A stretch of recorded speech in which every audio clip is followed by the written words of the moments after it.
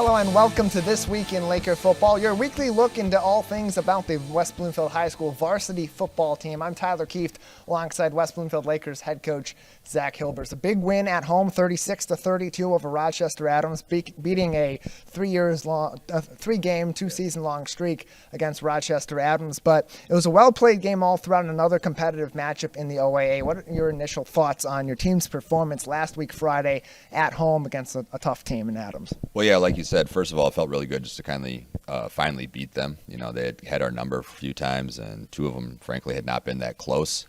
So just to get out there and have a chance to come out on top against them, and that felt good.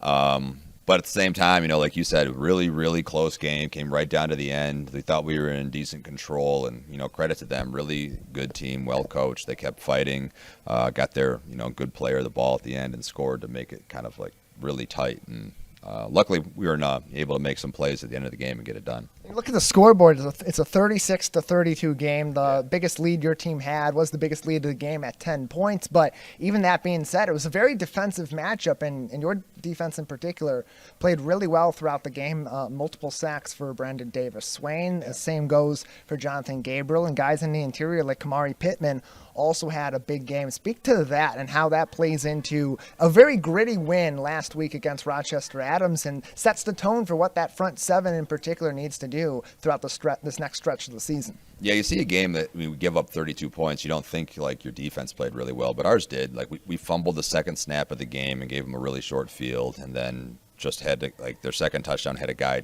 totally miss a line, which obviously is our fault. But as soon as we kind of stopped giving them some easy stuff, we really stepped up until, again, the last minute of the game. But at the same time, I guess it's a common theme. 2 straight weeks, we had really good defensive games, and in the last minute of the game, Lake Orion scored to beat us, and then in the last minute of the game on Friday night, Adams scored to make it a really close game. So if we can just kind of, start the game off and finish the game off, we're going to be in a really good spot, we think, like total team-wise, because our defense is played really well, and I think the results are, hopefully it will catch up to that soon. At the end of the game, the scrum with your team, you emphasized we made a running team pass the ball, and you took away one of their strong suits on the offensive side without shying away from a weaker point of that offense that's still very strong overall. In terms of your preparation for that game, preparing for a team that loves to run the football and does it very well, how did your defense in particular approach last week against Adams? Well, they got some run schemes that they've run forever that work really well, and you've seen them be successful against us in the past. So our goal was to take their best plays away, and then their best plays off of that is getting their ball to, number 22. They're probably their best player. So we felt if we could take their best run game away and take away their best pass threat, that they're going to have to rely on, their other options. And those kids did at times really step up and make some plays, but we thought that, over the course of a whole game that we would be able to hold on. We did. The previous week over, after losing to Lake Orion on the road, that 13-17 heartbreaker in Lake Orion, you emphasized to the team, we got to take this loss and move on. We need to focus on Rochester Adams. They're not going to care that we lost last week. They're not going to feel bad for us. And even Brandon Davis-Swain, we talked to him after the game, and he emphasized getting guys in the locker room focused and disciplined for the remainder of this schedule. How did that come about over the last week, getting guys focused on this coming week ahead against Rochester Adams, letting go of that loss, and how does that speak to going forward too, now that you've picked up another win, letting that win go and focusing on a tough schedule ahead? You got Clarkston, Oxford, and Southfield A&T in the next 3 weeks. Well, I think the schedule itself kind of does that for you. So the kids knew before Lake Orion how good that team was, and before Rochester Adams that, we had lost 3 in a row to them. And Clarkston is Clarkston. I've told them for a couple of weeks, like, we haven't won there at their place in at least 50 years. So I think that goes a long way to helping get the focus where it needs to be. And part of that also is our senior leadership, getting the guys locked in on the task at hand. And speaking of senior leadership, Brandon Davis-Swain honored with his official invite to play in the Under Armour All-American game. You also had Ron Bellamy coming back last week to be inducted into the Coaches Hall of Fame. Speak to that relationship between Ron Bellamy and your coaching staff and how he was able to establish this program and the ways that it sustained itself over the last several years since he had exited to go to the University of Michigan through Coach Grice's administration and now to you taking over the staff. Yeah, a lot of credit, and most of the credit, frankly, does go to him for as he was here.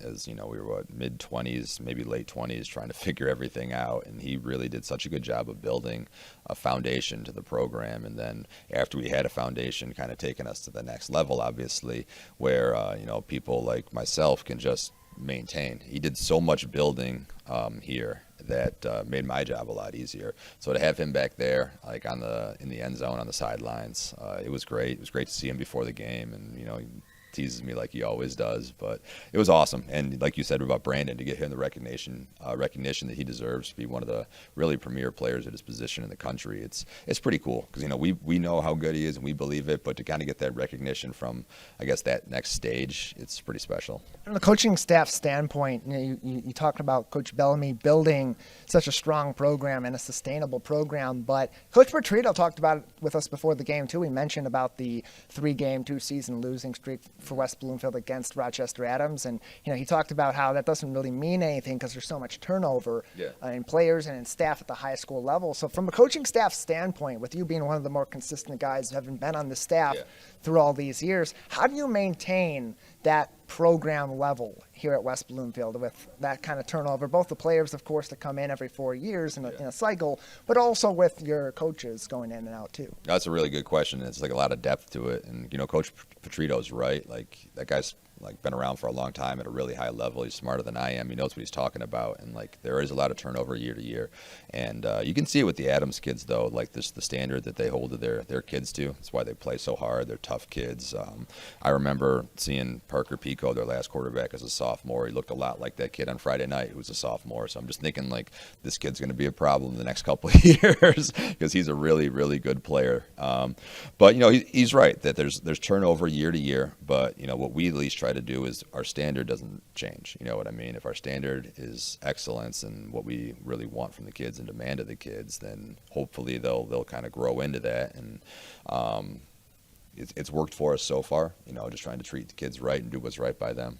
Lakers sail on to Clarkston on Friday this week. 7 o'clock kickoff. We'll have the game for you live on Civic Center TV and on 89.3 Lakes FM. You can also find it online, as you do each and every week, on civiccentertv.com/LakersSports. Coach, your final thoughts on past week's game against Rochester Adams as we look forward to the remainder of the schedule? Well, it was just another one that, came right down to the end. We found a way to win. It feels really good because, you get the monkey off your back just against Adams, the name on the jersey. But, now that it's over with, like you had mentioned earlier, we got to focus ahead because the schedule ahead is going to be very difficult. It's going to be challenging. And all that matters now is this week. We'll take a break on This Week in Laker Football. On the other side, we've talked a lot about defense so far. We talked about culture. We'll get to the offensive side of the ball. Wide receiver Elijah Durham will join us next. Stay with us. You're watching and listening to This Week in Laker Football. In the shotgun, 2 men out to his left and his right. Takes the snap, rolls to his left side, breaks contain and has to take the ball, but ultimately taken down by Brandon Davis-Swain. Gets another sack at the 19-yard line. Just again, this game has really been all about Brandon Davis-Swain. Almost gets honored before the game, and ever since kickoff, he's just been establishing himself as a force in this game on both the offensive and defensive sides of the ball. This is Civic Center TV and 89.3 Lakes FM. On cable and the radio. On the web too, and on social media. Civic Center TV, television that's close to home. Learn more about fire prevention in our community at the West Bloomfield Fire Department Open House, Sunday, October 1st, from noon to 3 p.m. at Fire Station 1 in West Bloomfield. Embrace safety and celebrate 100 years of service from our West Bloomfield Fire Department, October 1st at Fire Station 1 on Orchard Lake Road, plus coverage from us right here on Civic Center TV and 89.3 Lakes FM.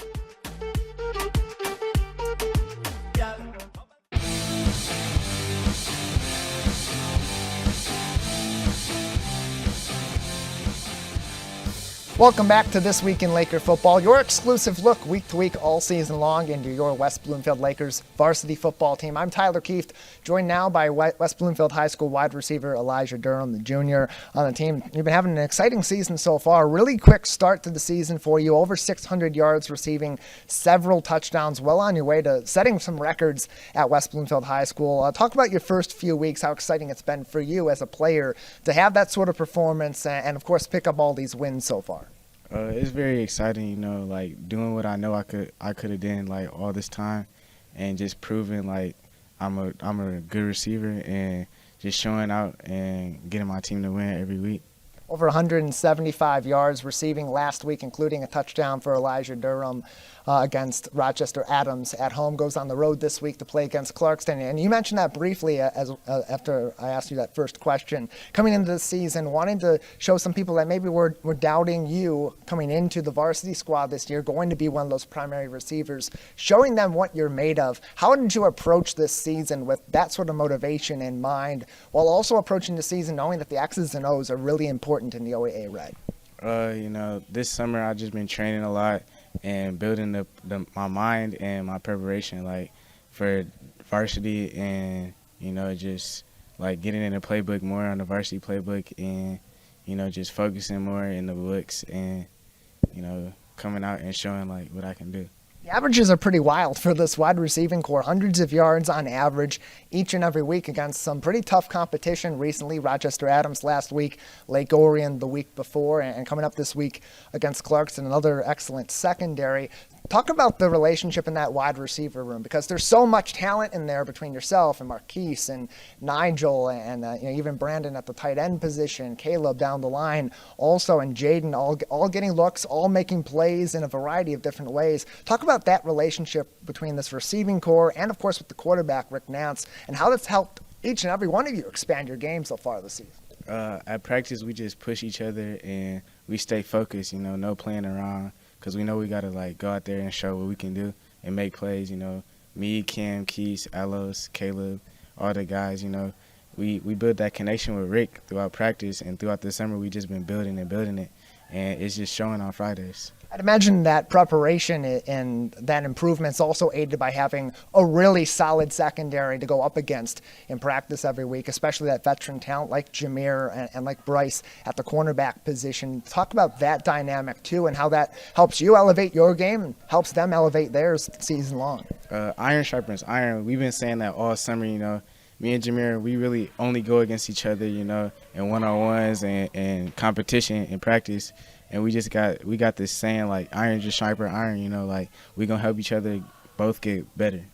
You've had some college visits and opportunities already this season in your junior year. Still got another year ahead of you here at West Bloomfield High School. But a long line of wide receivers that have come out of this high school, gone on to the next level, and had successful careers. We see even last weekend, Samaj Morgan, his first career touchdown at the University of Michigan. Trey Mosley has been excellent at my alma mater at Michigan State for a number of years. Does that add an extra bit of motivation to you to see where these guys have gone on after having successful careers here and the work that you're putting in and the success you're having already at the high school level on the varsity side? I feel like it's a standard to, be a good receiver at West Bloomfield, with Trey, Samaj, the rest of the guys, it's just a standard to be good. And I came in this season with knowing that standard and just being at that standard. These younger guys in the JV side or coming up in the younger programs at the middle school level or younger, what does it take to be a great wide receiver at the high school level and at West Bloomfield, a successful receiver? Discipline and just keeping forward, like focusing on what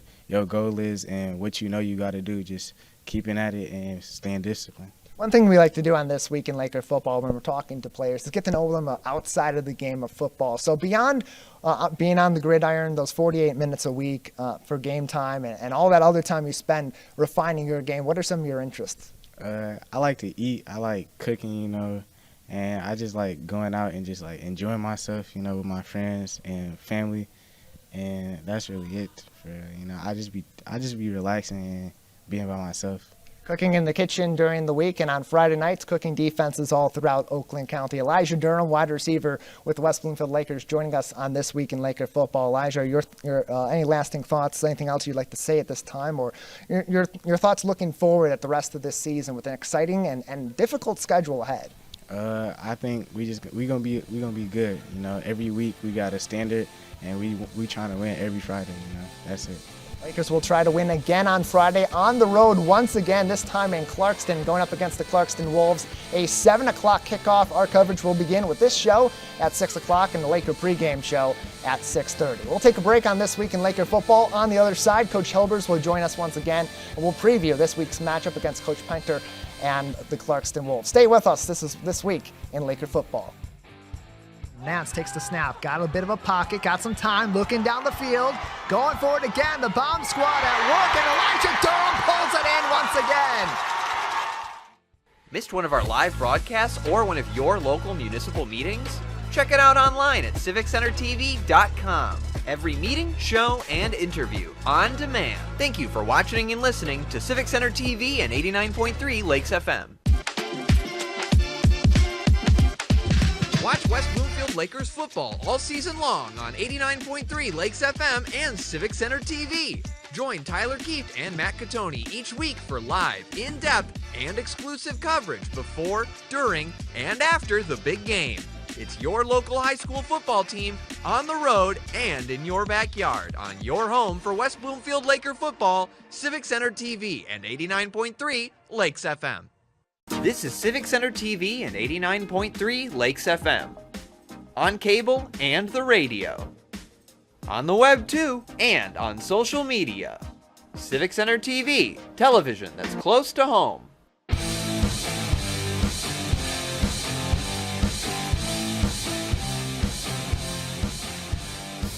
Welcome back to This Week in Laker Football, your exclusive look week to week into the West Bloomfield High School varsity football team. I'm Tyler Kieft alongside Zach Hilbers on Civic Center TV and 89.3 Lakes FM. Big matchup coming up again on the road, this time in Clarkston, a couple of weeks in the Northern OAA Red today against Clarkston this week, in Oxford next week. Clarkston's an interesting team because it's 3-2. You look at that record and you think, okay, this team's having a bit of a middle-of-the-road season, but they've been highly competitive in all their games. One of those losses was in a very close matchup to Southfield A&T, and again, it's a team that's excellent in all three phases of the game. What are your expectations this week going up against the Clarkston Wolves? Yeah, they're a really, really good program, and their defense has played really well all year. And when we watched them week one, you know, we kind of thought, like, this doesn't look like Clarkston, you know, but they do look like Clarkston now. They've gotten a lot better. I think they've got some young kids that they've been playing in some key spots on offense that are, you know, getting some really valuable experience. So we know it's going to be a battle. Like, they don't beat themselves. They're really well coached, and they're really good at what they do. You mentioned they don't beat themselves. That, I would imagine, means on your side that discipline, that execution has to be that much better. You mentioned earlier on some of the mistakes that were made early on in the game against Rochester Adams. Similar issues were had in previous weeks this season. How has that been something that your team's been working on so far this week, getting ready to go on the road against Clarkston? Well, really, it's like our point of practice, our point of emphasis at practice today is really just about focus and competing, because like those little things, you get behind a good team like that, and like we were lucky enough to come back and even it with Adams before we took the lead, but you don't know if that's going to happen against a team like Clarkston, so we can't spot them anything like we did last week. Your offense has been fantastic all throughout the season. You're getting a lot of these wide receivers involved. And what was interesting last week was seeing even Brandon Davis-Swain getting more touches and being somebody that can be a bit of a disruptor, particularly in the middle of the field against a great defense like they have in Rochester at Rochester Adams. How does that add a new wrinkle to your offense and your ability to use the wide amount of talent you have, particularly at the receiver position and the running back position, to a whole different degree going forward? Well, yeah, Brandon's a super talented kid, and whenever you have more of those guys on the field, you know, you look like a better team. But really, Adams is like defensive front, and the way they like to play defense made us think that we should play with the tight end a little bit more. So it put Brandon on the field more, and you saw the results of when that can happen. So we know he's really talented, and if we need him, like, he's ready to go, and he can make plays like he did on Friday night. But it's going to be the balance between, you know, that, our running game, and like you said, the 4, 5, 6 receivers that have all stepped up at different points this year. there's only 9 games in the regular season. All right, we're already through well over halfway through this season. As we get to approaching playoff time, there become more of an emphasis on getting things right week to week, doing the right things both in practice, outside of practice, and of course on Friday night as we approach week 9 and then week 10 after that, hopefully going forward for a long off season. Yeah, absolutely. One of our goals is to get better every single week, and that doesn't just happen by saying it and wishing it. You got to go out there and, fix your deficiencies, improve on what needs to get improved on, and try to be a better team every day and every week, because, that's what's going to take us to get where, we want to be, or at least where we say we want to be. So it's definitely a week-to-week thing and a day-to-day thing. We just hope that we're still on the right track. Coach, any lasting thoughts before we let you go this week as you get ready for Clarkston this week and a tough few weeks ahead of that also with Oxford the week after that, Southfield A&T, and then Oak Park before playoff time? Yeah, you're right. Like, if you look ahead, it looks daunting, but at any given point of the season, it does. The schedule's that hard, so we are only focused on Clarkston because they are a really good team, and we've had fits with them before. I think as far back as I can remember, and I've been here for 16, 17 years, these games with them are close and they are competitive. There's been a few that got out of hand either way, but it's usually a fight to the end. You know what I mean? So we expect it to be that way again on Friday night, and we just hope that this time we come on top. Another interesting game ahead. Friday night, Clarkston kicked off at 7 o'clock. In Clarkston, we'll have it live for you on Civic Center TV, on 89.3 Lakes FM, and of course on your home for Laker football, civiccentertv.com/Laker Sports. Coach, thank you again for joining us. Thank you. It's been This Week in Laker Football. You can join us each and every week for a look into the previous game and a preview of the next week ahead. Coach Hilbers, players, and coaches will join us every single week. And we thank you for being with us on this edition of This Week in Laker Football. For our entire team at Civic Center TV and the West Bloomfield High School Athletic Department, I'm Tyler Kieft. Thanking you for joining us on This Week in Laker Football.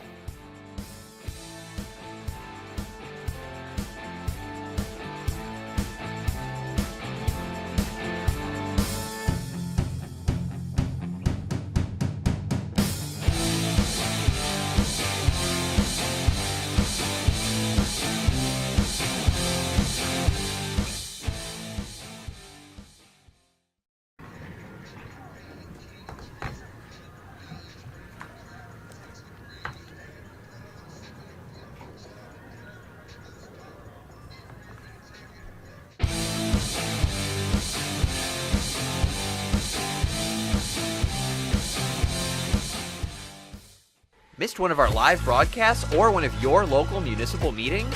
Check it out online at civiccentertv.com. Every meeting, show, and interview on demand. Thank you for watching and listening to Civic Center TV and 89.3 Lakes FM. Take a break and tune in to the Splash Live on Civic Center TV and 89.3 Lakes FM. Join Tyler Kieft and Diane Chabon as they go through headlines, events, and update you on the day-to-day in Oakland County. Catch us live Monday through Friday, 8:30 a.m. to 11:30 a.m. Watch us on demand at civiccentertv.com. Or watch us on TV at Comcast Channel 15 or AT&T at Channel 99. So, I got my start in officiating when a friend told me I should try it. At first I just did basketball, and I got hooked. Before long, I added baseball, softball, football, and volleyball. I really enjoyed giving back to the game, working with kids, and working with my local association to recruit and train new officials. I would like to say to anybody that officiating is a great way to help kids and stay connected to the game. We always need new officials. There's help wanted, just listen.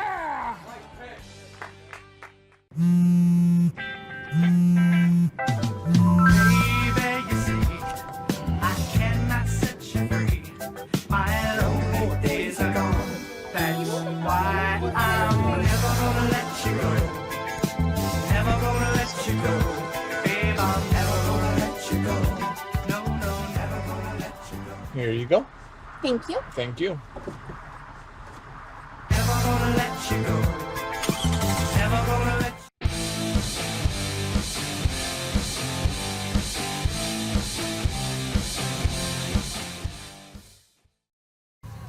A crosstown rivalry renewed. Your West Bloomfield Lakers hit the road for their Northern Oakland County tour, and it all begins tonight in Clarkston. Good evening and welcome to another sensational night of West Bloomfield Laker football. I'm Tyler Keefe alongside the Michigan man, Matt Catoni. Lakers at 4-1 with their sole loss, a big one against Lake Orion a couple weeks ago, setting up a game tonight that could put them either back in second place in the OAA Red Division or, if all goes well, tied for first place once again. The only thing in their way, perhaps the best 3-2 team you've seen in a long time in the Clarkston Wolves. Before we get to tonight, let's take a look back at a week ago, a big home victory for the Lakers over Rochester Adams.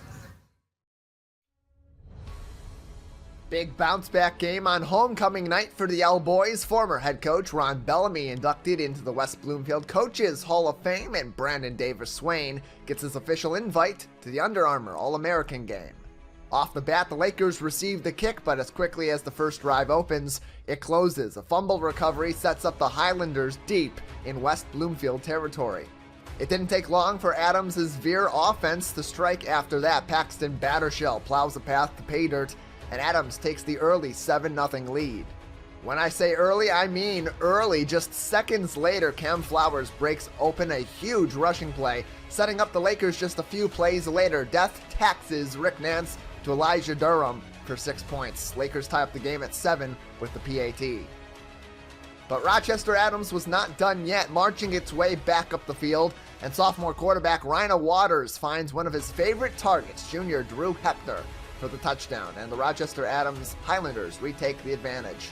On the ensuing West Bloomfield drive, Cameron Flowers breaks one open and captures his 4th rushing touchdown on the season, tying this thing up at 14. Then here come the Highlanders, but here comes Jonathan Gabriel even faster, picking up another sack on the quarterback spy. That sets up a Justin Ward field goal for the Lakers on the next drive. They keep the 17-14 lead. Rochester Adams holds on for a sustained drive, but Lakers take over. Then Randy Moss comes to town. Oh wait, that's Nigel Dunton for his 2nd touchdown of the season. Lakers expand their lead to 10 points. But Rochester Adams is resilient in their own way, answering back with a couple well-executed plays, leading to Lachlan Tillotson finding yard 100 on the field to narrow the home team's lead. But no sudden movements when celebrating a touchdown. You do that, West Bloomfield moves up the field, and they summon the Punisher. Brandon Davis Swain gets his first touchdown of the season, with time ticking in the half. Rochester Adams comes out in minute 25 of the game and runs that clock down far. Over an 8-minute drive leads to an Adrian Monter field goal to make this just a 1-score game. But this WB team was on a mission, looking to snap a 2-season, 3-game losing streak to Rochester Adams, so they go back to the bomb squad. Rick Nance stamps the airmail and Elijah Durham sends it. Lakers advance up the field. That opens the door for Cameron Flowers to reprise his first quarter performance and take it into the end zone to expand the lead to 12 points. Lakers 36, Rochester Adams 24 with about 3 minutes to play. Adams and head coach Tony Petrito have their young quarterback get it to the 4-star blue chip receiver Brady Prescorn, showing his future coach Ron Bellamy of Michigan what he's got. Takes it in for 6, then takes 2 more, 36-32, still in favor of West Bloomfield. An onside kick attempt is thwarted by WB. They take over, get a couple of first downs, and reverse the curse. West Bloomfield takes this one 36-32. They'll go on the road the next 2 weeks in Northern Oakland County, Clarkston on Friday, and then Oxford a week later. Clarkston ball game tonight. One rivalry game at home to now a rivalry game on the road. One that both of these teams have circled on their calendars every single year. Matt, a 3-2 season so far for the Clarkston Wolves, but they've had a tough schedule and they've been very hard to beat in those 2 losses so far. Yeah, really going back to what Coach Petrito said last week heading into that game, it's really something you have to look at short-term memory-wise. You know, this Clarkston team isn't concerned about their 2 losses. They're going to come out here tonight and really try and give West Bloomfield a fantastic game. That defense has been performing phenomenal, so I expect them to continue so tonight. Yeah, those losses, a 14-point loss in week 1 against Northville, a 3-point loss in week 2 against Southfield A&T. Then they've taken 3 straight against Adams, Stony Creek, and Oxford. And tonight looking to make that 4 straight against West Bloomfield. For the Wolves to pick up another OAA red win, they'll have to go through these Lakers. And the first and foremost of those Lakers to go through is defense. defensive end Brandon Davis-Swain, a really tough player to match up against for any team in the OAA Red Division or across the state of Michigan. That's why he's one of the most heavily recruited players in the country and why Deion Sanders and company are so happy to have him going their way next season. Yeah, really, what impressed me last week was not just his defensive play. He lives up to his nickname on the defensive end, the Punisher. But last week, I was really impressed how involved he was on the offensive end, even pulling down a really crucial touchdown in that game in the fourth quarter. Yeah, he's been a big player for the Lakers on both the defensive and the offensive side of the ball. Something that's very much going to continue to be part of this offensive and defensive strategy all season long for the Lakers, both on all across all phases of the game. Brandon Davis-Swain, a huge key player for the Lakers. And Matt, that's just the defensive side of the ball. On the offensive side, Lakers have a squad of weapons at their disposal, and that all begins in the receiving core with the bomb squad. The top target so far this season has been Elijah Durham, only a junior, his first season on varsity, but quickly climbing the ranks as one of the best receivers the Lakers have ever had. Yeah, he's really flashed this year. Going into this season, there's a lot of questions about how the Lakers were going to replace Samaj Morgan, just such a talented guy and just a guy that was crucial to their offense last season. And really, Elijah Durham has stepped up tremendously in filling in and just really expanding upon what the offense had last year and establishing himself as a deep ball threat. Yeah, and you know, if he's a threat on the receiving core, there's a dual threat also for the Lakers and Cameron Flowers, who's had a really impressive start and last week was fantastic, particularly on the ground. Yeah, really, Cam Flowers has flashed all year on the ground. It's really been the most impressive part of his game is just how physical of a runner he is. Yeah, he has skill as a pass catcher, and that's why he's at receiver, obviously. But I really like what he brings to this offense with the physicality in his runs. Yeah, junior in his own right, the Lakers set up chock full of talent that's going to play a key role in this team continuing to grow and maintain themselves as a power all across the OAA Red Division and throughout the Division I in the MHSAA. We'll take a break on the Laker pregame show. On the other side, we'll talk about the familiar foes for the Lakers tonight in their special gray jerseys, the Clarkston Wolves, a tough team to beat despite that 3-2 record. Tonight's going to be a big game and a competitive game for your West Bloomfield Lakers. We'll be back in just a moment with more of the Laker pregame show on Civic Center TV and 89.3 Lakes FM.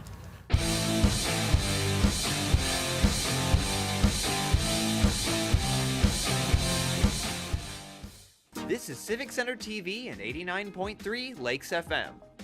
On cable and the radio. On the web too, and on social media. Civic Center TV, television that's close to home. Watch West Bloomfield Lakers football all season long on 89.3 Lakes FM and Civic Center TV. Join Tyler Keefe and Matt Catoni each week for live, in-depth, and exclusive coverage before, during, and after the big game. It's your local high school football team on the road and in your backyard on your home for West Bloomfield Laker football, Civic Center TV and 89.3 Lakes FM. Want to enjoy Civic Center TV on your social media? Follow us on Twitter at Civic Center TV. Get notified when we upload one of our interviews, full episodes, and more. Thank you for watching and listening to Civic Center TV and 89.3 Lakes FM.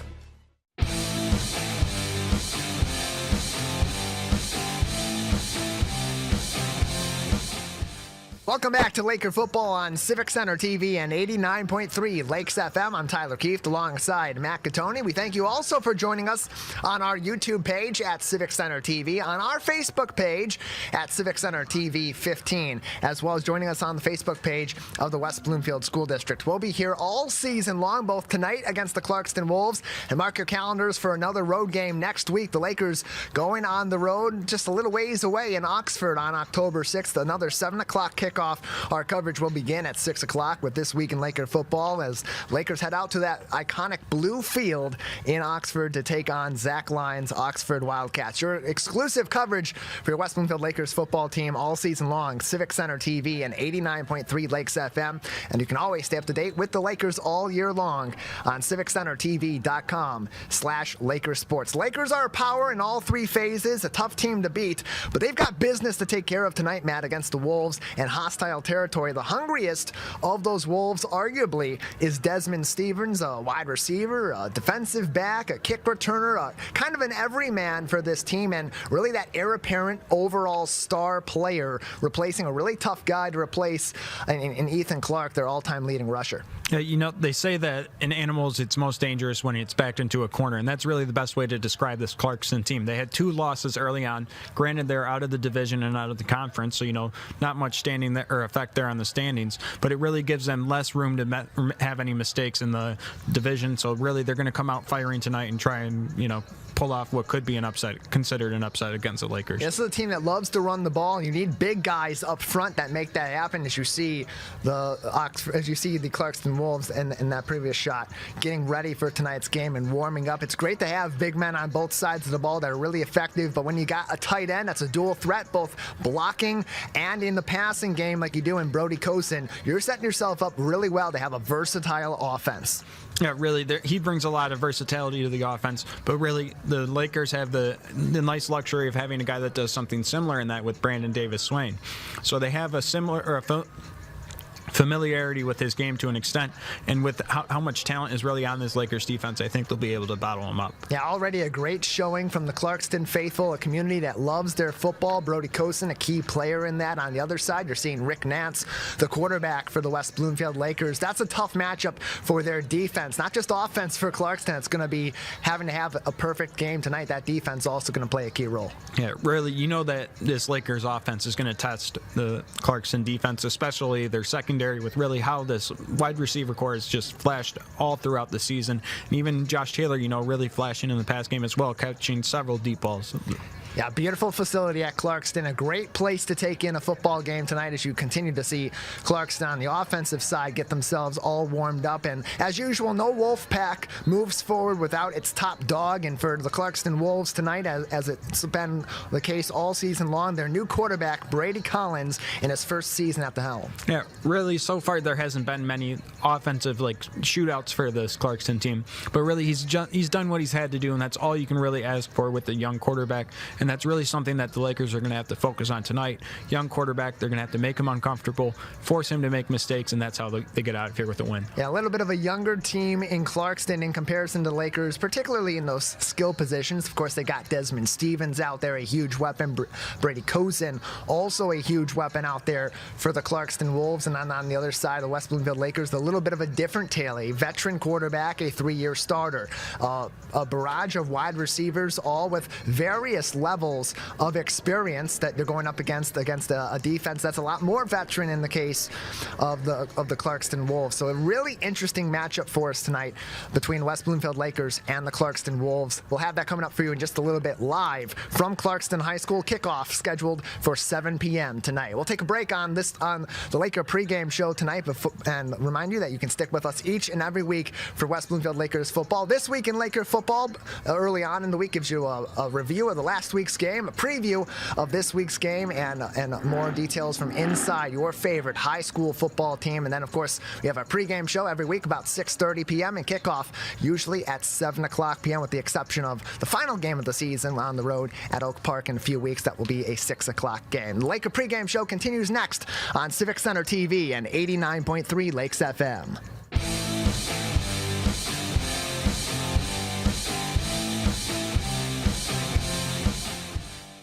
Want to enjoy Civic Center TV on your social media? Follow us on Twitter at Civic Center TV. Get notified when we upload one of our interviews, full episodes, and more. Thank you for watching and listening to Civic Center TV and 89.3 Lakes FM. Getting fired up to go back to school? Brush up on your fire safety at West Bloomfield Fire Department's open house Sunday, October 3rd from noon to 3 p.m. Embrace safety and celebrate 100 years of service from our West Bloomfield Fire Department, October 3rd at Fire Station 1 on Orchard Lake Road, plus coverage from us right here at Civic Center TV and 89.3 Lakes FM.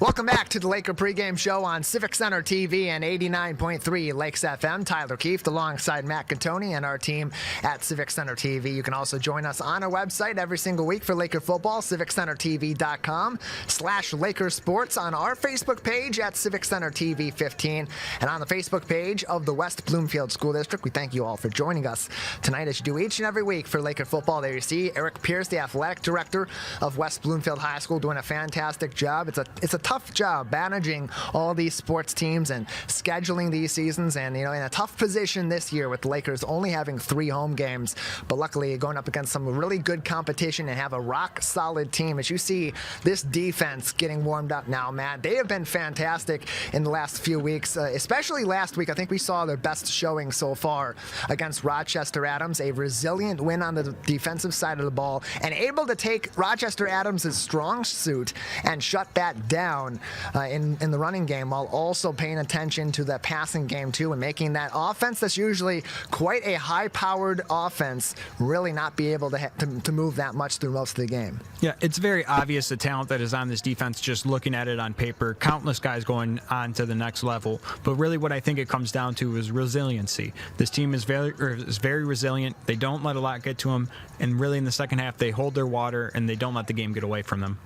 Yeah, Clarkston Wolves, also a veteran team in their own right. You're seeing in the middle of your screen the number 10. That's their quarterback, Brady Collins. Just in his first year as a varsity player, first year as the starting quarterback for that team, going up against a very veteran defense. But the benefit for both of these teams really is that overall experience, especially in the trenches. The Lakers are a little bit younger in the trenches than the Clarkston Wolves, who the youngest player on their offensive line is their right tackle, Alex Osborne, the junior, as opposed to the West Bloomfield Lakers, another senior-laden offensive line, but their youngest players are both on those edges, the right tackle and the left tackle, a junior and a sophomore respectively. That being said, these two teams really well coached and are always very well prepared for football on Friday nights. Yeah, really, coming into this game, going back to what we said with Petrita last week, this is going to be a dogfight no matter what the records are. It's going to be a well-coached opponent on both sides. So you really got to come into this game with your full intensity and full awareness.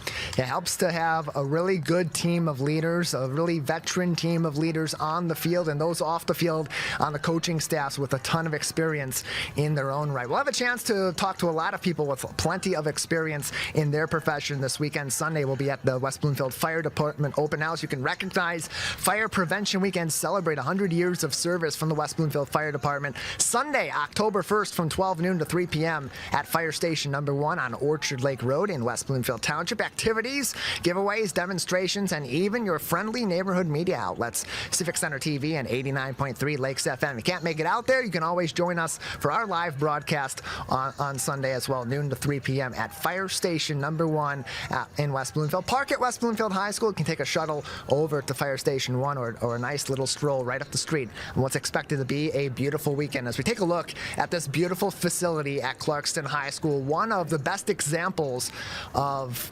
artistry and of fan experience you'll see in the entire county, Matt. Yeah, really, I've never really been fortunate enough to really see Clarkston Stadium. At the game last year, it was at West Bloomfield, but really seeing it for the first time, it truly is incredible. It's a top-notch field and really facility for a top-notch football program. As you see, both teams' captains taking the field for West Bloomfield and Clarkston in the middle of the field, getting ready for the coin toss. That really sets the tone for this game, Matt. Yeah, really. I feel that winning the toss and deferring to the second half really is huge. Getting that extra possession in the second half can really pay dividends in a game like this. And really, I just like sending the defense out front or first when you have a dominant force on defense like the Lakers do. Especially if you're able to win that toss, you kind of get to determine the opening script for the game. I mean, whether at the high school level, the college level, the pros, every team comes in with a script for those first couple of series for the game to get a taste of the other team team's game plan for each night. So that can really play a big factor. Yeah, really being able to set the tone and really start the game on your own terms is so important and really helps you get into a flow way faster than you normally would. And it's really interesting to see how the Lakers are going to come out here tonight. At that coin toss, Clarkston will receive to begin the game. And so that's really what they're saying, what we were saying just a moment ago, Matt. Going out there and playing to your strengths, Clarkston wanting to test that Lakers defense and really even test themselves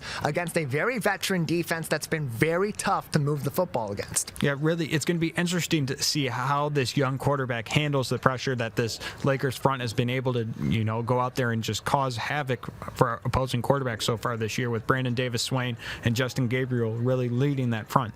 Yeah, a very tough Lakers defensive front, but also tough down the field too, getting involved in those passing plays, shutting down Rochester Adams in both the passing and the running game last week. Can Clarkston get around that this week? That is the big question for them on the offensive side of the ball. Plenty more to analyze as we get ready for a big game tonight on the road in northern Oakland County. The West Bloomfield Lakers scheduled to kick off against the Clarkston Wolves at 7 o'clock tonight. We'll have full coverage for you tonight, and we'll have full coverage for you all season long, including next week on the road at Oxford High School when the Lakers take on the Oxford Wildcats, their second of 2 consecutive road games before they come home for their final home game of the season in a huge matchup with some statewide implications against Southfield A&T in just a few weeks. We'll be back with more on the Laker pregame show in just a moment on Civic Center TV and 89.3 Lakes FM.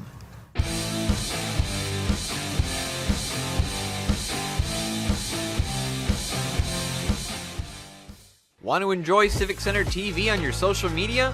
Find us on Instagram at Civic Center TV. Get notified when we upload one of our interviews, full episodes, and more. Thank you for watching and listening to Civic Center TV and 89.3 Lakes FM. Watch West Bloomfield Lakers football all season long on 89.3 Lakes FM and Civic Center TV. Join Tyler Keefe and Matt Catoni each week for live, in-depth, and exclusive coverage before, during, and after the big game. It's your local high school football team on the road and in your backyard on your home for West Bloomfield Laker football, Civic Center TV, and 89.3 Lakes FM.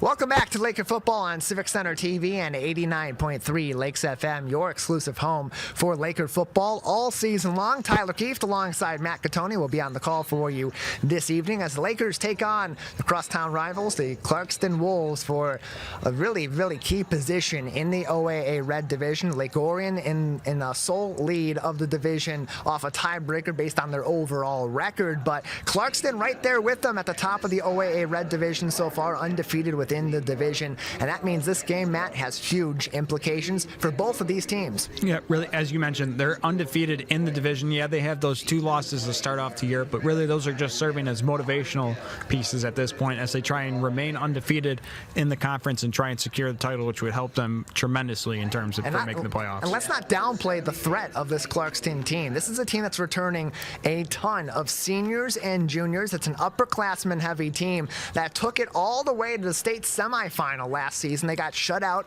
by Caledonia, a fantastic team that's also coming back just as strong in 2023. But this is a fantastic squad that they've got in Clarkston. And in terms of the West Bloomfield Lakers, they've got to be on their game all game long. And especially we're seeing, it looks like maybe a little bit of weather elements coming in, maybe going to be a cooler night with a cloud cover. The Lakers got to be ready to play a tough and physical game against these Wolves. Yeah, it was looking cloudy earlier, may get some rain tonight. Who knows? And if that's the case, you're really going to have to protect the football, and that's something that could come into effect with a lot of how the Lakers do jet sweeps, jet motions, all that. That could really just come into play, and it's something to worry about. Look, this Lakers team has potential to be dominant in all 3 phases in every single game, Matt, but we have seen it's not been unfamiliar to this Lakers team, both last week against Rochester Adams, a couple weeks ago even against Stony Creek, and certainly against Lake Orion, that these games can get away from them pretty quickly, and these teams that have been at a loss for the Lakers or have been really being dominated by the Lakers have a way to inch back and make these games interesting. That can't be the case against a team that's as well coached and executes their game plan like these Clarkston Wolves. Yeah, really. getting into these later weeks when also we'll be playing Southfield A&T against these teams, you can't make those crucial mistakes that the Lakers have been making so far this season, like we saw last week with the several bad snaps. It's really going to be critical that the Lakers limit mistakes tonight if they want to get out with a win. All eyes on Clarkston High School tonight between the West Bloomfield Lakers and the Clarkston Wolves. Fans coming in, plenty of the Clarkston faithful discussing this game with the officiating team. Already a great turnout from the Clarkston faithful on their side. We know the Laker faithful also will be coming in tonight to play to cheer on their team. The Laker student section, the Swamp coming out tonight, going to be wearing their neon. That's their theme for the evening. But there's a lot of excitement all across Oakland County. They love their high school football, and there's no better example that I can think of tonight than those fans out in Clarkston that, win or lose every other season, they show up for their football team. Yeah, really, Clarkston has been really one of the top tier programs in Macomb County going back for as long as I can remember, and their fans have really reciprocated that type of success and turn out and make sure that they're there in the seats if they're playing.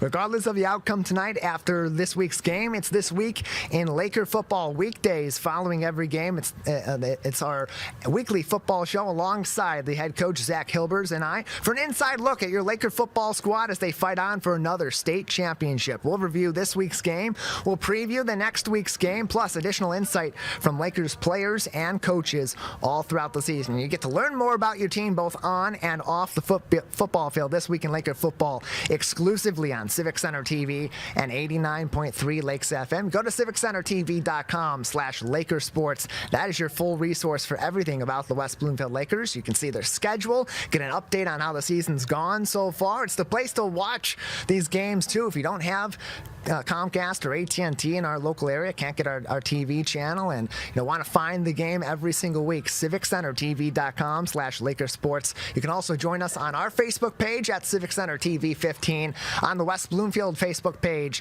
as well, and find us on YouTube at Civic Center TV all season long as both teams head back in the locker room for one final discussion. Coach Zach Hilbers, all smiles, 4-1 overall to start his head coaching career, hoping to make that 5-1 after tonight's game against the Clarkston Wolves. We'll take a break on the Laker pregame show, plenty of more analysis, and then kickoff at 7 o'clock between the Clarkston Wolves and your West Bloomfield Lakers. Laker football will be back next on Civic Center TV and 89.3 Lakes FM.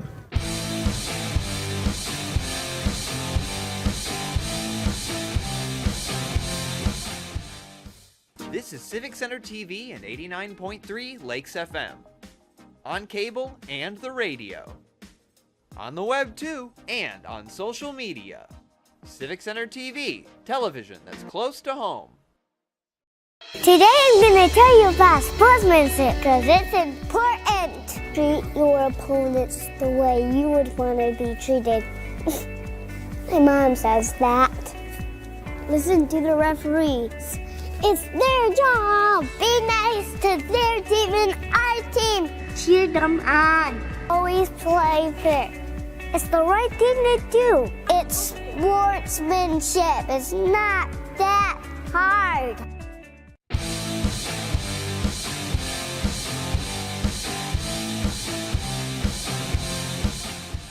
Welcome back to Laker football on Civic Center TV and 89.3 Lakes FM. Matt, those Detroit Lions, big showing last night at Lambeau Field, and Laker faithful on our side over at West Bloomfield at the Clarkston High School game tonight with the West Bloomfield on the road, hoping to see a lot of the same performance-wise from their Lakers. Yeah, it really may be needing what she had written on that shirt right there, grit. It's going to be a tough-fought game tonight. Clarkston's going to come out and be physical, so it's really going to be up to that Lakers team to be ready for that. Everybody loves high school football, and it's a great night for high school football in Clarkston. Everybody all smiles, including the officiating team. They get to see those games up close and personal, and a lot of these officials get a bad rap even at the high school level, but a really tough job for them each and every week, and we appreciate all the work that they do. Plus the marching bands, Clarkston High School, another fantastic marching band here in Oakland County. They're also some of the stars of these shows too, playing throughout the season all across the state of Michigan.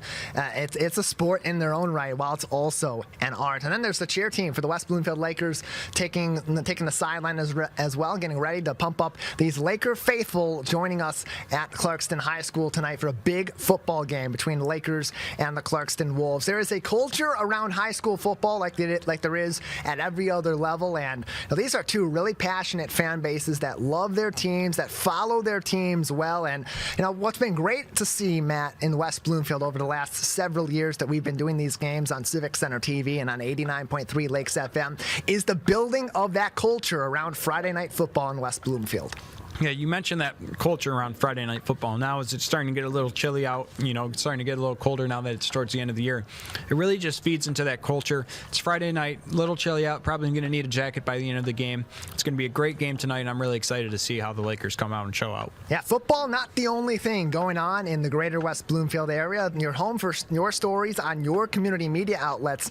It happens every weekday morning on the Splash Live. Join Diane Chabon and I for the latest news from right here in the greater West Bloomfield area and across Oakland County, plus in-depth interviews with people in the know on events, projects, schools, construction, and other news making headlines all throughout our communities. The Splash Live weekdays on Civic Center TV and 89.3 Lakes FM and across our local social media as we see Clarkston High School's marching band taking the field, ready for their pregame performance as we are just minutes away from kickoff between the West Bloomfield Lakers and the Clarkston Wolves. Of course, this is also the time that we honor our nation with the singing, the performing of the Star Spangled Banner, Matt, and a great tradition in our local area, all across all different stadiums, whether we're home or away. Everybody always very respectful of our country. Yeah, really, there's one thing that people don't play around about at a football game. It's the national anthem.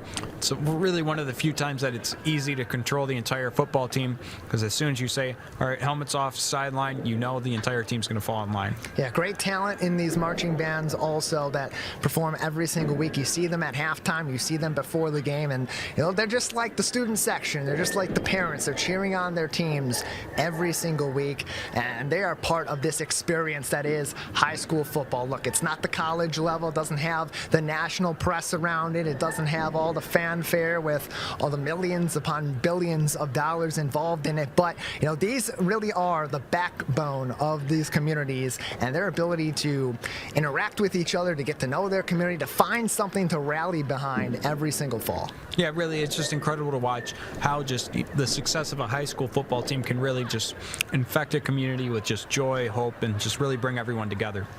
It's a great play. It's a great tradition in Oakland County, all throughout the state of Michigan, and the Clarkston faithful also on display tonight. The student section getting ready to get loud at Clarkston High School with the West Bloomfield Lakers coming in again. A very big game tonight between the Lakers and the Clarkston Wolves. Before we get to that, we'll honor our nation, honor our veterans with the Star Spangled Banner presented by the Clarkston High School Marching Band.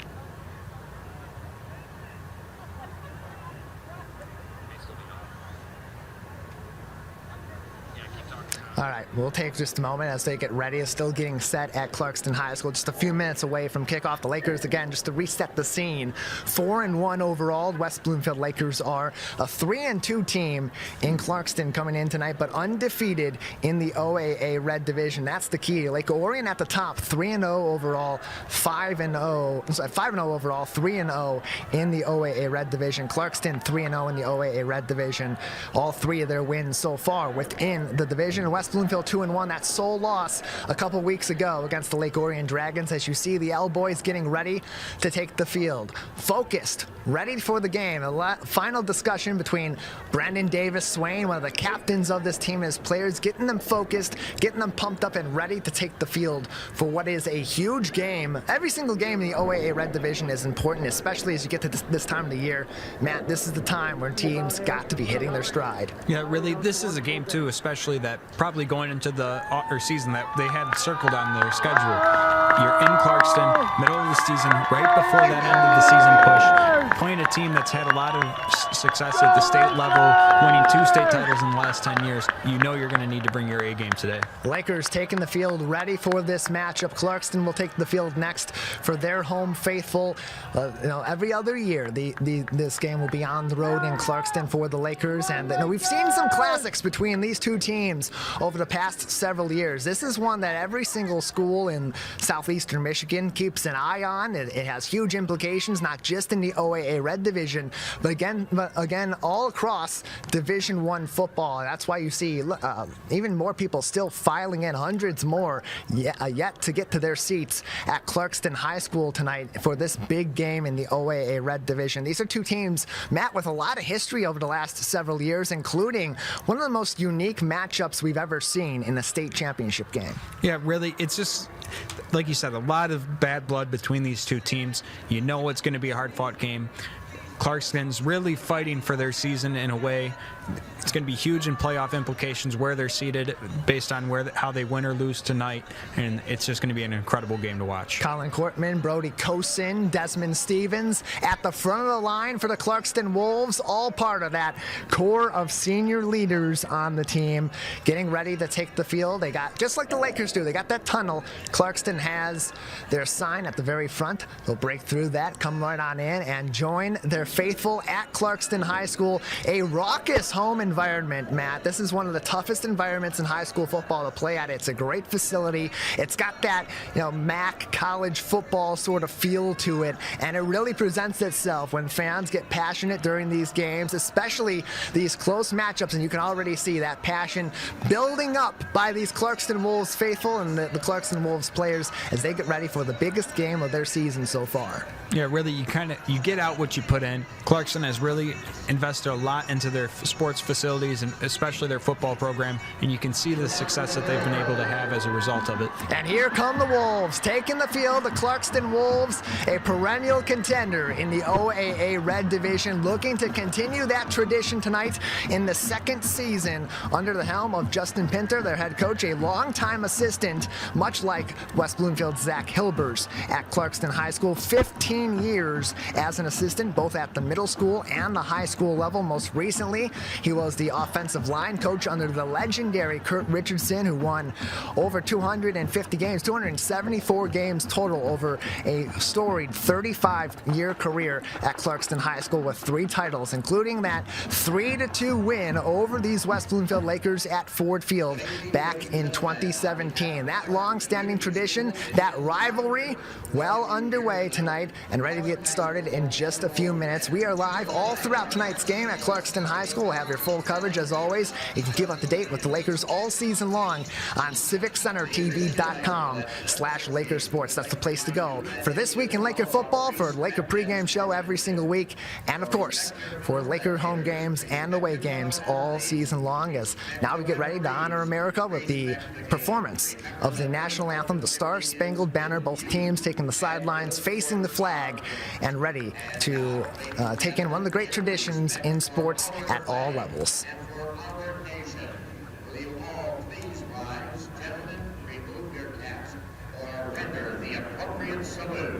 As the Clarkston High School marching band plays our national anthem.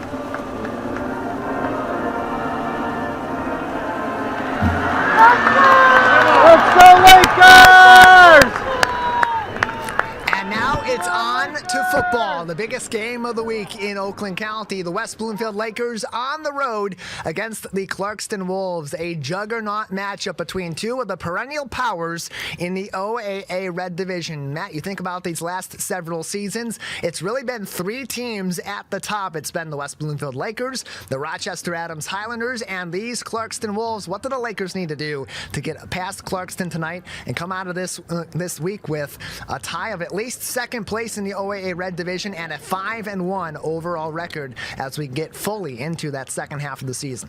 They really just need to be a disciplined football team. It comes down to that. They can't turn the ball over. They have to limit and really get rid of those bad snaps that we saw last week. And on the defensive front, they can't have any bad penalties. They have to limit the long runs that they've given up a few occasions that have allowed drives to extend and really just play a good disciplined game of football. And that's exactly what you're seeing being discussed in the huddle right now for the West Bloomfield Lakers as we put 12 minutes on the clock. Justin Ward and company heading out on the field, a special teams front for the Lakers. They're all set and ready to go to kick this ball off to the Clarkston Wolves tonight. The Wolves will start with the ball in the first half. The Lakers, that means they'll get the ball to start the second half. All the more reason these Lakers, particularly on the defensive side of the ball, got to come out and have a quick start tonight and shut down this high-powered skill position team in Clarkston. Yeah, really, the defense can really establish the tone for this game if they come out here and really punch this Clarkston team in the mouth and just really set them back. Back for the Clarkston Wolves, Brady Beck in the Clarkston 22 and Desmond Stevens in the Clarkston 5. The Wolves in their gray jerseys with blue lettering and a yellow trim around it as Justin Ward kicks this one off. It is a very, very low kick.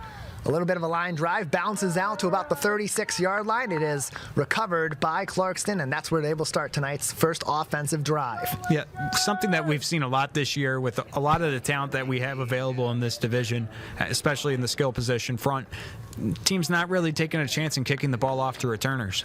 Adam Denver, the recovery on that short kickoff, ready for that. These up men have to be ready for everything at the high school level, something we see very commonly between these teams all season long. First down and 10 for the Clarkston Wolves on the 36-yard line as we get this game underway at Clarkston High School. A big game for the Lakers tonight. We're going to take a quick break, having some technical issues, and we'll be right back with Laker football on Civic Center TV and 89.3 Lakes FM.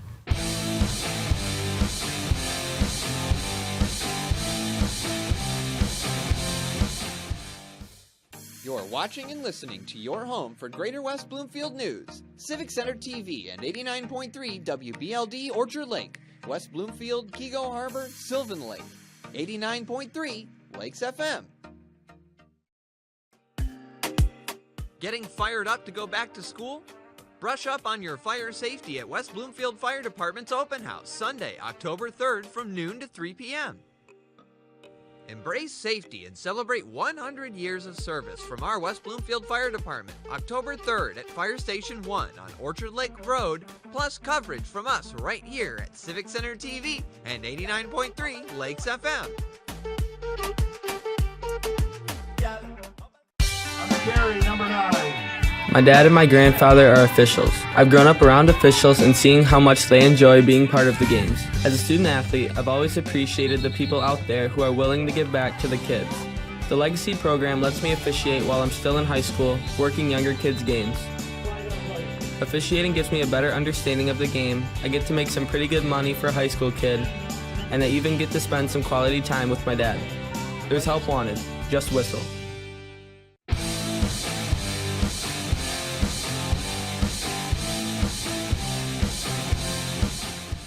Welcome back to Laker football on Civic Center TV and 89.3 Lakes FM. Our apologies for those technical difficulties in those first couple of plays. Clarkston able to quickly march that ball up the field in the positive territory, already now at the Laker 35-yard line on first down. So now in the gun, Brady Collins. Maryland I formation, 2 in the backfield and 2 split out right for Clarkston. 10-15 to go in the first quarter, tied at 0. Stevens in motion to the right, snap to Collins. He'll hand that ball off, and he is stuffed right away. A slew of Lakers led by Blake Simmons and Brandon Davis Swain takes down Griffin Bowman. Yeah, Griffin Bowman able to rip off that nice run just a second ago, but this time the Lakers are having none of it, bringing them down for a loss of maybe 1 yard. That'll set up a second down and maybe 10 or maybe a little bit less for Clarkston. Really not much of any movement on first down. Again, that defensive front for the Lakers causing problems as they have all season long. It'll be second down 11, a loss of 1 declared by the officials after that first down. And Collins in the shotgun. One man in the backfield is Bowman. Low snap to Collins, quick pass out to the right side, and it is picked off by the Lakers. They pick it up at the 20, get down to the 25, and there is that quick start we were looking for, Matt. Interception by West Bloomfield. On the catch is Jonathan Edison. Yeah, really just a picture-perfect start to that game. Just phenomenal. You get the turnover, and really, like I said, no better way to start this game now. It's up to the Lakers offense to come out here and just continue this momentum that the defense has started for them. A huge start for West Bloomfield and a big play for one of those guys getting an opportunity from down the depth chart for West Bloomfield. Jonathan Edison, a junior for this team, but in his first season at the varsity level, and starts off this big game against Clarkston with a huge play. That sets the Lakers up for their first offensive drive of the evening at their 25-yard line on the left hash. Rick Nance and company in for their first drive of the evening. 2 men in the backfield, a man in motion. Wide receivers way back for the Lakers. Snapping a handoff from Nance. He is stuffed right away, and he'll lose maybe a yard or 2 on first down. A slew of Clarkston Wolves getting in the backfield. Yeah, this is something really that we could get used to having to see tonight with on either side for either offense. Just, runs that don't really go for anything because these are really 2 of the most physical fronts in all the OAA. Yeah, Drew Ball, the lead tackler on that, sets up second down for the West Bloomfield Lakers, tied at 0 with 8:50 and counting to go in the first quarter. Nance in the gun, 1 man in the backfield alongside him, and twins out to either side. Nance outside the pocket, rolling to his right, going to take it himself to the 25, back to the 30, and marches out of bounds with a little bit of a tap from Clarkston. Gets a few yards on that play, but we got a Clarkston Wolf on the ground. Adam Denver landing awkwardly at the end of that play. See Nance just take it out of the pocket, nothing down the field, and takes that opportunity into his own hands and gains some yards. So Adam Denver down the ground. They're going to take a look at him here most likely. We'll take a very short break, 30 seconds, here on Civic Center TV and 89.3 Lakes FM.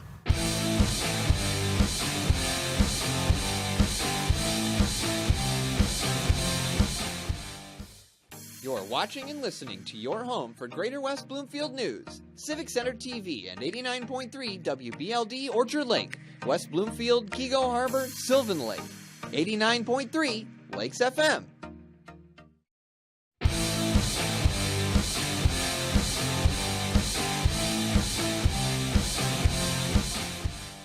On that rushing play out of bounds, the Lakers picking up a penalty that'll set them back on third down at Clarkston High School. Tyler Keefe alongside Matt Catoni on Civic Center TV and 89.3 Lakes FM. The Lakers off to a hot start against the Clarkston Wolves, but Adam Denver, a key player for them going down. We see him now standing up and limping but walking nonetheless. Good to see that he is on his feet at the very least and doing all right. He'll get evaluated by Clarkston High School's athletic training team and hopefully get back on the field very soon, as this Clarkston defense got their work cut out for them tonight against a very high-powered Laker offense, particularly in that passing game. Yeah, really unfortunate to see him go down, but good to see him walking off on his own power.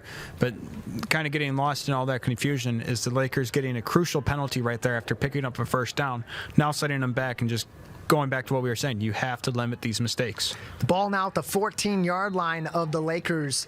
That's going to be back about 10 yards beyond the original line of scrimmage. Third down and 20 for the Lakers.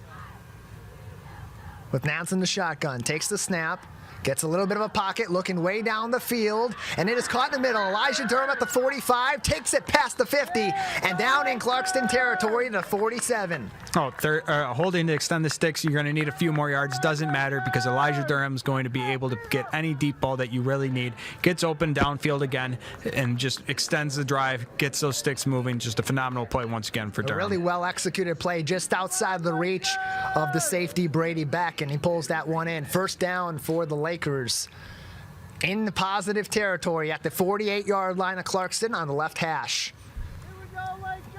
The receiver on that play, Elijah Durham, now split out to the right, a single man with 3 Lakers in the backfield. Snap to Nance. He'll hand that ball off to Flowers. He'll take it inside, shifting up to the 45-yard line, and he'll be stopped with his forward progress. Gain of about 3 on first down. Yeah, really not much there. And just even initially, just having to take the yards that are available for him. Really not really a pretty run, but a run that just kind of keeps the offense moving and on schedule. That'll set up a second down and about 7 for the Lakers. All tied up in the first quarter. Lakers and Clarkston both with 0, with 7.5 to play in the first.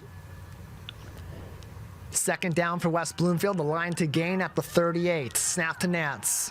In the pocket, looking to his left side at the sideline. It is caught and some positive yards after the catch for West Bloomfield. Caleb Caudle getting that reception. Yeah, really, again, just so many different weapons they have to worry about with this Lakers team. And now Caudle just adding to that as he's emerged these past few weeks. Easy to overlook the wide receiver for the Lakers, the senior with just 2 receptions on the season, and his third, a big one. Sets up a first down for the Lakers.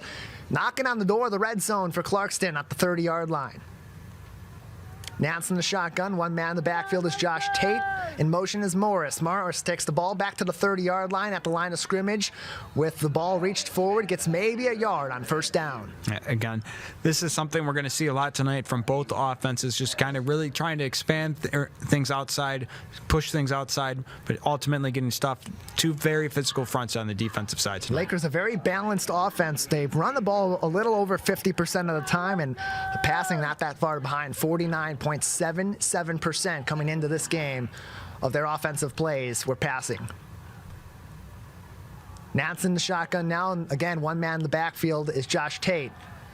Screen pass outside of Marquise Morris. He gets the ball back to the 30-yard line. He's going to be drawn back and out of bounds. They'll lose several yards on second down and set up 3rd and long. Yeah, nothing there, unfortunately.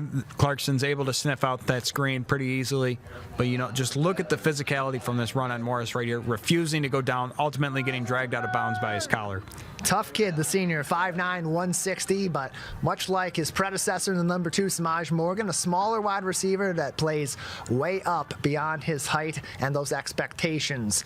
A timeout appears on the field. The Lakers will come back on quickly, a little bit of a delay between these plays, and get a little bit of time to discuss the strategy going forward with Ken Rise and company. 5:49 to go in the first quarter, all tied up at 0 at Clarkston High School between the Lakers and the Wolves. Nance in the gun, twins out to the right, and one single man out to the left. Morris in motion, snap to Nance, looking to the right, throws it, tipped and almost recovered by Marquise Morris, but instead incomplete, and a great bat away by Clarkston. Yeah, really nice play design right here. You see them going to what they've done all year, sending Morris in motion. Then he just cuts back last second. He is open, but unfortunately Clarkston's linebacker makes a tremendous play and gets a hand on that ball. Yeah, getting in on that play, Brady Beck batting that ball away. Patrick Gruca also with good coverage up the field in case Morris was able to recover that. That'll set up a 4th down for the Lakers. Rick Nance still in the ball game. He has punted a few times for the Lakers off these shotgun formations. Not the case this time. They're looking down the field. Nance bombs it, looking for the end zone, and incomplete, intended for Marquise Morris. There'll be a turnover on downs, and after a big defensive stop from the Lakers, Clarkston turns that on the other side. Unfortunately, just barely outside of field goal range, so they decide to take a shot. Just very tight coverage. Unfortunately, Morris can't come down with it, and now, that momentum swings ever so slightly back into Clarkston's favor. Lucas Bowman able to draw that ball away from Marquise Morris, and now here comes the second drive for the Clarkston Wolves tonight. Brady Collins, the sophomore quarterback, challenged on that first drive through an interception to the junior Jonathan Edison of West Bloomfield. Time to shake that off and try once again. This drive will start for the Clarkston Wolves just shy of the 31-yard line on their side of the football. Collins in the shotgun, takes the snap, hands it off, up the middle. Griffin Bowman gets to about the 30-yard line, maybe the 36-yard line. after that play on first down. Yeah, really, those are the kind of runs that Clarkston's going to try and get on first down as much as they can. Really try and ease the pressure off of their young quarterback against such a talented Lakers defense. Yeah, decent run, gets a handful of yards on first down, and that defensive front, again, coming up big for the West Bloomfield Lakers. Tank Pittman, Kamari Pittman, the 53, the key tackler there. That'll set up second down for the Clarkston Wolves. Empty backfield for Brady Collins, the sophomore quarterback, in the Clarkston 10. Low snap, quarterback draw, design play, runs to the left side, and he gets slammed just shy of the 40-yard line. It's the linebacker, Brody Pecor. Yeah, Brody Pecor has flashed all year while filling in for the injured due to injury, and he just flashes again once and then, delivering a crucial hit to make sure that they don't pick up that first down. Yeah, Darian Hicks wraps the player up, and Brody Pecor finishes that play off. A really great performance so far from Brody Pecor. A tough position, but a guy that can play really anywhere on the field and has been showing that well this season. Third down for Clarkston, just shy of the 40-yard line at the 38. Line to gain at the 41. Low snap to Collins. Quarterback draw. He gets the first down and more at the 50. Wide open field to the 40, to the 35, to the 20, inside the 10, and he'll get just shy of the end zone. Is he there? No, he's at the 1-yard line, that close to pay dirt. Yeah, really, what an incredible play right there. Look at that on this replay. Just a completely incredible display right there. Just look at no quit and saves a touchdown from happening and gives the Lakers a chance to maybe either force a turnover or get off the field with only allowing 3. Now, this drive began deep in their territory, down around the 30-yard line, and just a few plays later, the quarterback, who threw an interception on his first drive of the game, sets things up at the 2-yard line. Quick lineup, handoff to Griffin Bowman, and he gets in. Touchdown, Clarkston. Yeah, really just good offensive display right there. They finished off the drive. Now for the Lakers, short-term memory. You got to realize this was going to be a shootout to an extent. Just got to forget that. Expand upon what you showed in your first drive that you had success on and try and match the touchdown. Clarkston strikes first, up 6-0 on West Bloomfield, and that's going to get caught. And so now that's going to bring in their kicker, Steady Eddie Langton, in the Clarkston 30. Been a very consistent kicker, a long line of kickers for this Clarkston Wolves program, looking to make this a 7-point game. Good snap, good hold. The kick is up for Eddie Langton, and it is through the uprights. Clarkston 7, West Bloomfield 0 with 3:38 to go in the first. You're watching and listening to Laker football on Civic Center TV and 89.3 Lakes FM.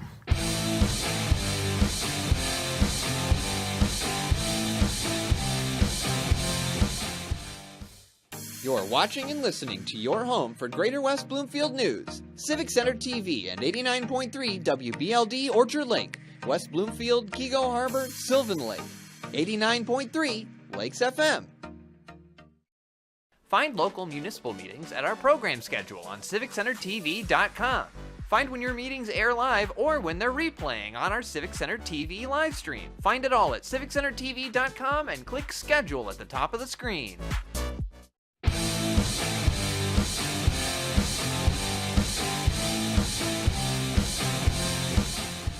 Welcome back to Laker football on Civic Center TV and 89.3 Lakes FM. Clarkston making quick work of the Lakers on their second offensive drive of the night, and they strike first 7-0 in favor of the Wolves with 3:38 to go in the first quarter. They'll kick it off to the West Bloomfield Lakers. Cameron Flowers back deep alongside Jameer Benjamin for the L Boys. This one kind of a high-flying kick toward the sideline, and that looks like it will go out of bounds, so a little bit of extra yardage. It'll actually be fair caught near the sideline by Josh Tate instead. And so the Lakers will start off with very good field position on their second drive on the offensive side tonight. Yeah, really, they got to find a way to match a touchdown in some way with either a field goal, just points in some way to keep the momentum from going too far in Clarkston's favor. You see the clouds overhead, the lights already coming on as we get further into the fall season. And we get to truly see those Friday night lights. First down and 10 for the Lakers at their 31-yard line on the left hash. 3 men in the backfield alongside Rick Nance with the man in motion. Snapping a handoff to Flowers. Gets outside of the 30. At the boundary to the 40, to 50, still on the sideline at the 40. Opens it up. Cam Flowers again. Touchdown, WB. Yeah, you need an offensive answer. Why not go to old reliable Cam Flowers? Just a phenomenal run right here. Just somehow slips between there, keeps his legs moving, and just finishes off the run with a nice second burst. A 4x100 superstar at Huron High School in Ann Arbor last season. In his first season with the Lakers, shows off his track skills and hits pay dirt again for Cam Flowers. That's so far this season in the rushing game, his 6th touchdown. Really just been incredible to watch him this year. He's been so physical as a runner, but also just really a mindful runner and has done a good job of just navigating and finding the right hole. And now it's up to Justin Ward to tie this game up. 16 for 20 on extra points this season. A high snap, the kick is up, and it does split the uprights. We're tied, 7 for the Lakers, 7 for the Wolves, with 3:22 left in the first. This is Laker football on Civic Center TV and 89.3 Lakes FM.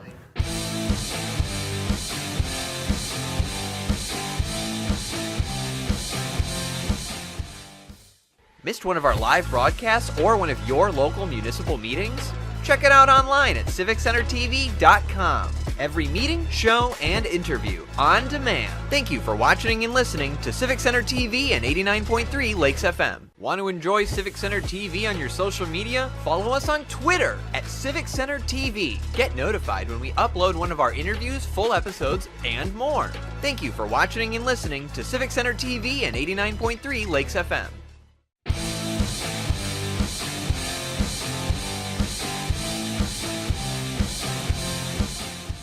Welcome back to Laker football on Civic Center TV and 89.3 Lakes FM, live from the home of the Wolves at Clarkston High School, all tied up with 3:22 to go in the first quarter. Just a 16-second drive for the West Bloomfield Lakers to tie things up at 7 here at Clarkston. Justin Ward will kick off to Brady Beck and Desmond Stevens back deep. Line drive kick lands on the 20-yard line. To the sideline, to the 25, past the 30-yard line, and out of bounds. And another good start field position-wise for Clarkston. Yeah, really going to be crucial for the Lakers defense right here to just forget what happened last drive.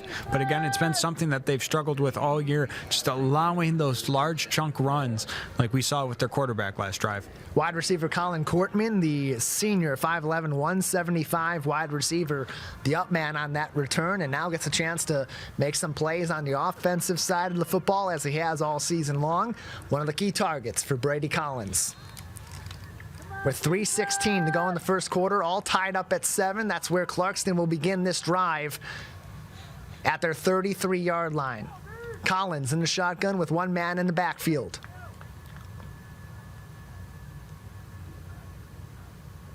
The shotgun snap and a handoff to Bowman. Gets up the middle, back to the line of scrimmage, and maybe about a yard before a scrum of Lakers take down the rusher. Yeah, really, Gabriel did a phenomenal job right there from preventing him from getting any more yards. Because if you look right here, he gets there.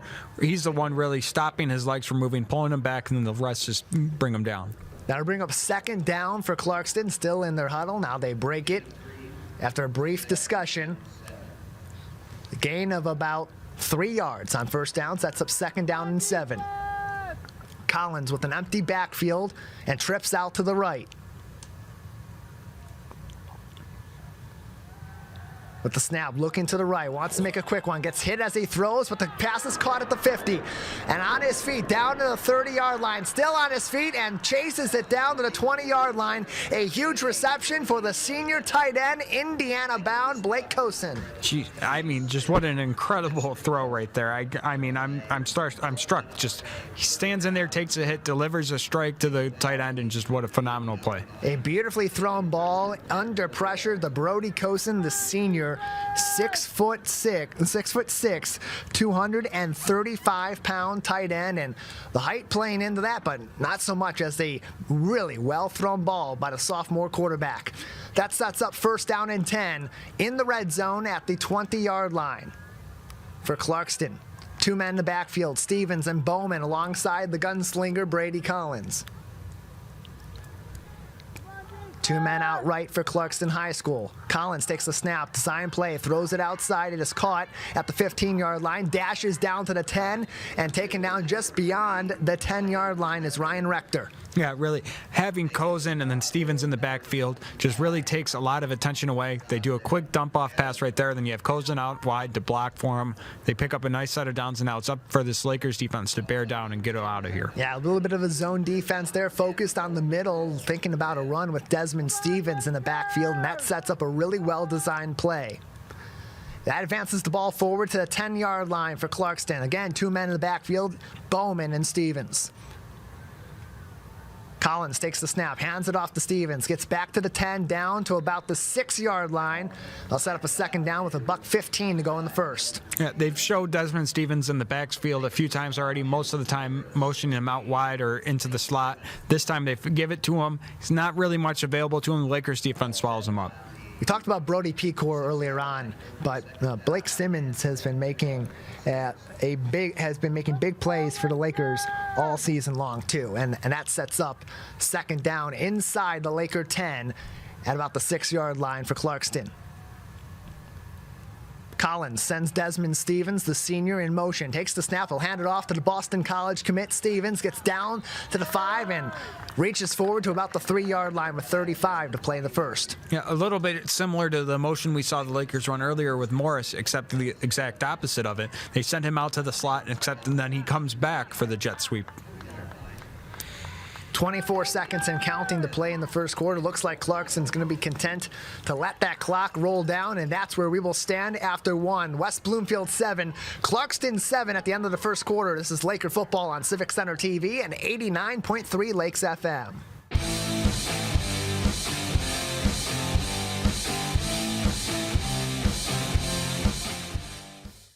You're watching and listening to your home for Greater West Bloomfield news. Civic Center TV and 89.3 WBLD Orchard Lake, West Bloomfield, Kego Harbor, Sylvan Lake, 89.3 Lakes FM.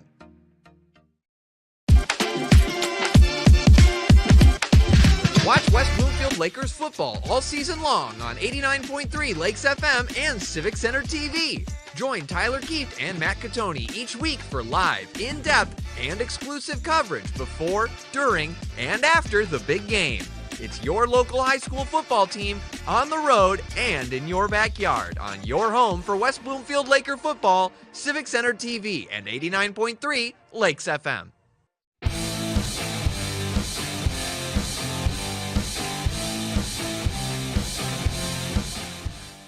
Welcome back to Laker football on Civic Center TV and 89.3 Lakes FM. A cloudy evening in Clarkston as the Lakers take on the Clarkston Wolves on the road. The weather maybe perhaps playing a factor tonight, or will play a factor as this game progresses on. After 12 minutes, all tied up at 7.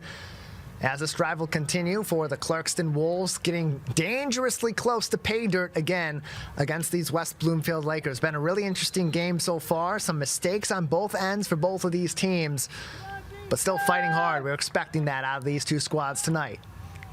Under center, handoff from Collins, back to Bowman, back in the end zone. Touchdown, Clarkston. Yeah, really a crucial 3rd and goal right there, and they go back to what they did last time to score inside the 10. Hand it up right up the middle, and unfortunately, Lakers don't get enough to push to bring them down. Griffin Bowman with his 2nd touchdown of the evening on the ground for Clarkston makes it a 13-7 ball game, and we'll once again see steady Eddie Langton come in for the PAT to put Clarkston back up by 7 potentially if this goes through the uprights. His holder is the backup quarterback, Jesua Williams, who we did see at the helm a little bit last season at West Bloomfield High School with a couple injuries to their quarterbacks along the way. Snap is good, the hold, not so much, and a little bit of action in between. And no good for the field goal, for the PAT attempt, so we'll leave that at 13-7 in favor of Clarkston. This is Laker football on Civic Center TV and 89.3 Lakes FM.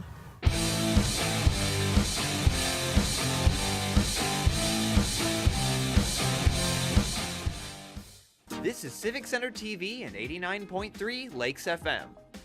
On cable and the radio. On the web too, and on social media. Civic Center TV, television that's close to home.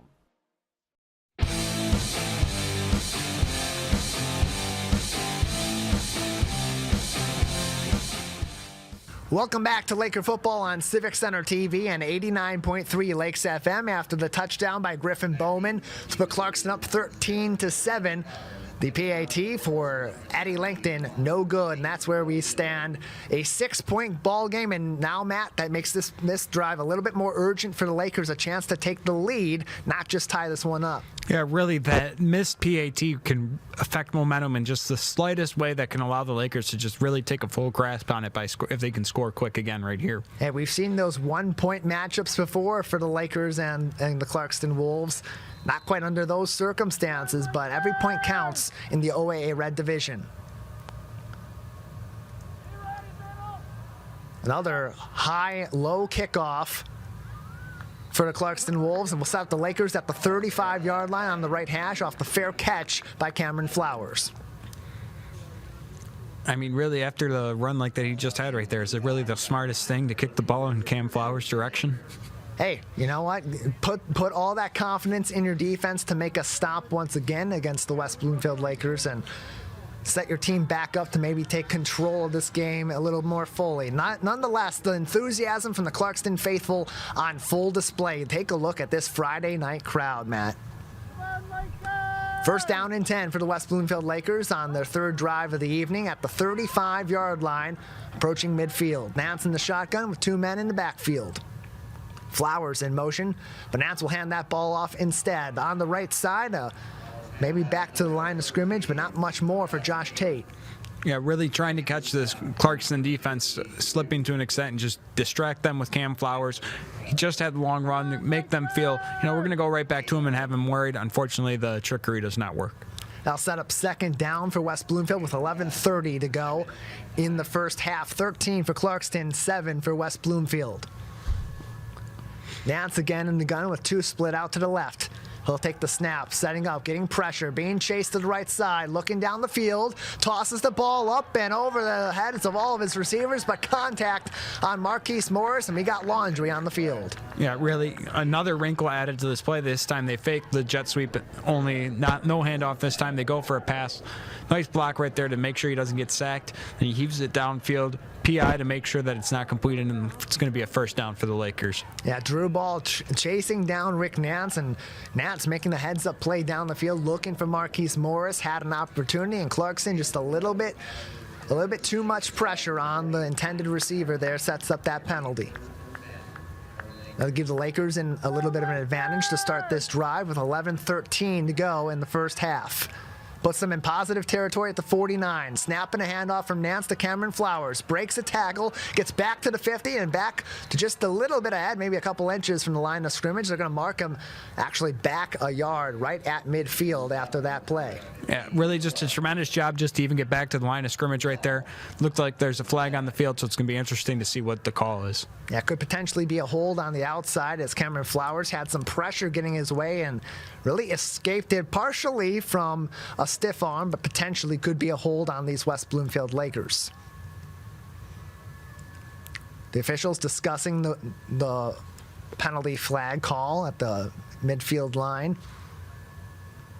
That's exactly what they're going to say. A holding on West Bloomfield will put them back in negative territory after that first down rush. Yeah, really just a crucial penalty right there. Going back to what we said before the game, really can't have these type of mistakes. This is a key drive in the game, trying to match a touchdown, and now you just make it that much harder on yourself. Yeah, so a net gain so far on this drive of just 6 yards. They started on the 35, got into positive territory off of the pass interference, and now they're back at the 41-yard line on their side of the field.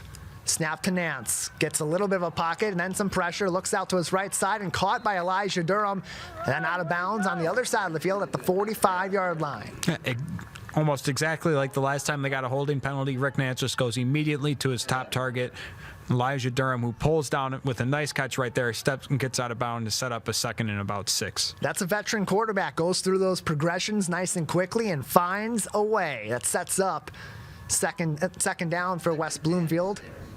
In positive territory, Nance has a ton of time, throws it to the sideline. It is caught down to about the 39-yard line. They'll gain a few more yards. Again, it's Elijah Durham. Yeah, really just a phenomenal catch right there by Durham. Just a defender draped all over him. He's able to come down with it. I thought I felt like he had forward progress to get to this first down right there, but the refs mark him just short.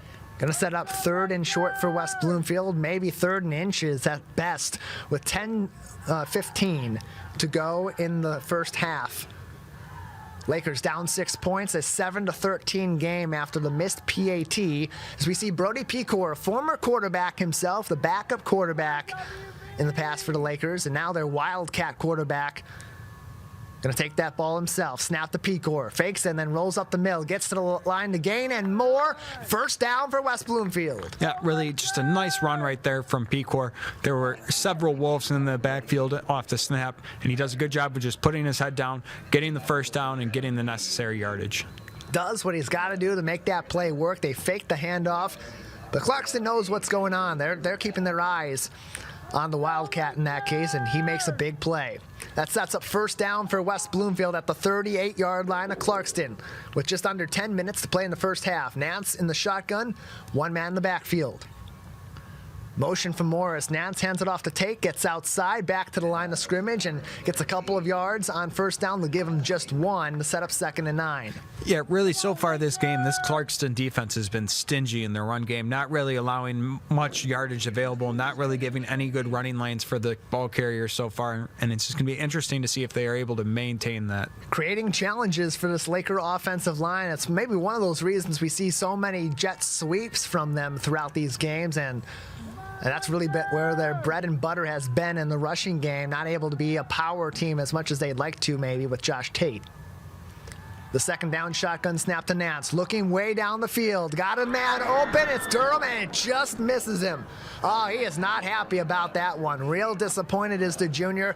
Had a look at that ball, had it right on his left hand, and it just slips through. Yeah, very unfortunate. He's open, good play call, just a rare drop for Durham right there, and hopefully, you're able to make up for it. Coming off the field, going to get checked out real quick, maybe after a little bit of contact and a hard landing, but nonetheless, the Laker drive will continue on 3rd down. 9:02 to play in the first half. 13 for Clarkston and 7 for the Lakers. Ball at the 37-yard line of Clarkston. Nance in the shotgun. He'll take the snap with 3 out to the right. Draw up the middle to the 35, down to the 30-yard line for West Bloomfield is Rick Nance. Yeah, really just nothing available in the pass game, so Rick Nance just pulls it down, takes what yards are available to him, picks up about half the yardage that he needs, and sets it up for a 4th and manageable. Negotiating with the sideline and wants to go for it. That's exactly what West Bloomfield is going to do. Now, we've seen Nance in these short shotgun plays make some punts quickly, ultimately after the decision from the sideline, but Lakers have already gone for on 4th down once, and they'll try once again with 8.5 to play in the half. At the 31-yard line of Clarkston, they got to get to the 30 for about the 36-yard line for first down, and now a timeout from West Bloomfield. This is a huge play for the Lakers as they get set up with plenty of time left in the first half, but a chance to set the tone going into the latter portion of the 2nd quarter. Yeah, really, they're probably gonna only see the ball one more time if they're lucky after this drive, if they're able to pick up this first down. So it's gonna be huge to see if they can pick this up. Lakers will continue on the road next week against the Oxford Wildcats. Another tough game. No easy matchups in the OAA Red Division. Clarkston able to defeat Oxford last week, but the Wildcats, a really hot start against these Clarkston Wolves last week, will look to do the same against West Bloomfield in their annual matchup next week. We'll head on the road to Oxford. Kickoff at 7 o'clock. Our coverage will begin with This Week in Laker Football at 6 on Civic Center TV and 89.3 Lakes FM. Both teams retake the field, including the Lakers and gunslinger Rick Nance on 4th down with 8:15 to go in the first half. Lakers down 6, looking to continue this drive. Got to get to the 26-yard line. Nance takes the snap in the empty backfield, rushing himself, looking for that first down, fighting for it, gets to the 25. And that's enough for a first down for West Bloomfield. They'll move the chains. A gutsy play from the quarterback. Yeah, really, same thing as last play. Nothing there. He pulls it down quick and sidesteps a defender in the pocket. Really a phenomenal run to get the necessary yardage for that first down. Big play from the senior quarterback, been making big plays in the air and makes one on the ground. First down for West Bloomfield. They'll hurry it up with Tate in the backfield. Man in motion, handoff on a sweeping play out to the left side. Marquise Morris up to about the 22-yard line, and that's where he'll go down on first down, gain of about 3. Yeah, really fortunate to even get that many. Looked like he was going to be brought down behind the line of scrimmage, but much like a lot of these runners for this West Bloomfield team, refusing to go down at first touch, really a physical run, and picks up a few yards. 7:40 and counting to go in the first half. Lakers 7, Clarkston 13, on the road at Clarkston High School. Nance again in the shotgun, empty backfield for the Lakers. Morris in motion. Nance looking to the left side, now looking down the field in the end zone, and it's caught again. Elijah Durham, touchdown, WB. Making up for that drop, you could tell that he was upset by that, visibly upset by his drop. Here he comes, makes up for it with a huge touchdown to get the Lakers up on the board again, matching that touchdown in an opportunity to even take the lead before the half. Elijah Durham been fantastic so far this season, celebrating with his team after another touchdown, his 8th on the season, getting that much closer to Trey Mosley's single-season record of 10 touchdowns.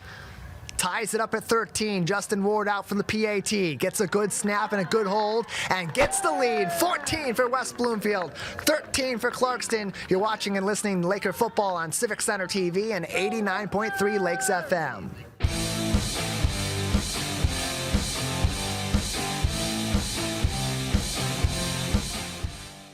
Want to enjoy Civic Center TV on your social media? Find us on Instagram at Civic Center TV. Get notified when we upload one of our interviews, full episodes, and more. Thank you for watching and listening to Civic Center TV and 89.3 Lakes FM. Getting fired up to go back to school? Brush up on your fire safety at West Bloomfield Fire Department's Open House, Sunday, October 3rd from noon to 3 p.m. Embrace safety and celebrate 100 years of service from our West Bloomfield Fire Department, October 3rd at Fire Station 1 on Orchard Lake Road, plus coverage from us right here at Civic Center TV and 89.3 Lakes FM.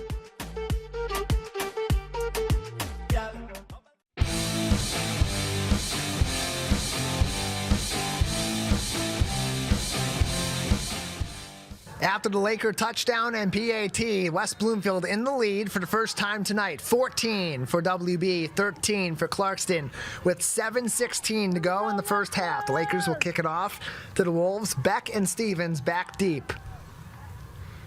This one will be a line drive kickoff to about the 10-yard line, recovered by Clarkston.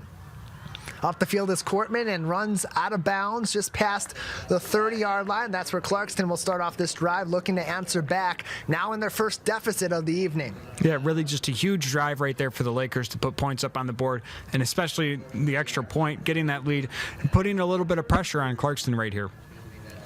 Big drive for the Wolves with 7:08 to go in the first half. Looking to get back on the board again, put some points up, take back that lead, but also knock down some time in this half as West Bloomfield going to get the ball in the second half.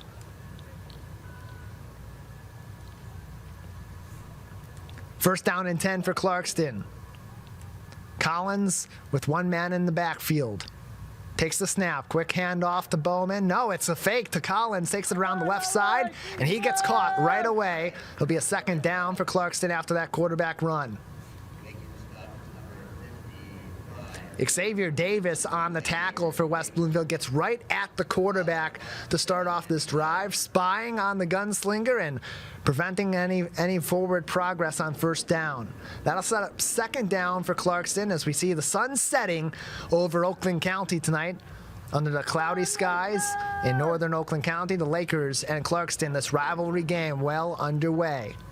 Second down for the Wolves. Collins in the shotgun with one man in the backfield. It's Griffin Bowman. Snap to Collins, looking to his right side, aims for Kosin, and he catches it. With some contact, pulls it in, and a short gainer for Clarkston on that second down. Yeah, really fortunate that Will Hespy didn't come away with an interception right there. Just a phenomenal play on the ball.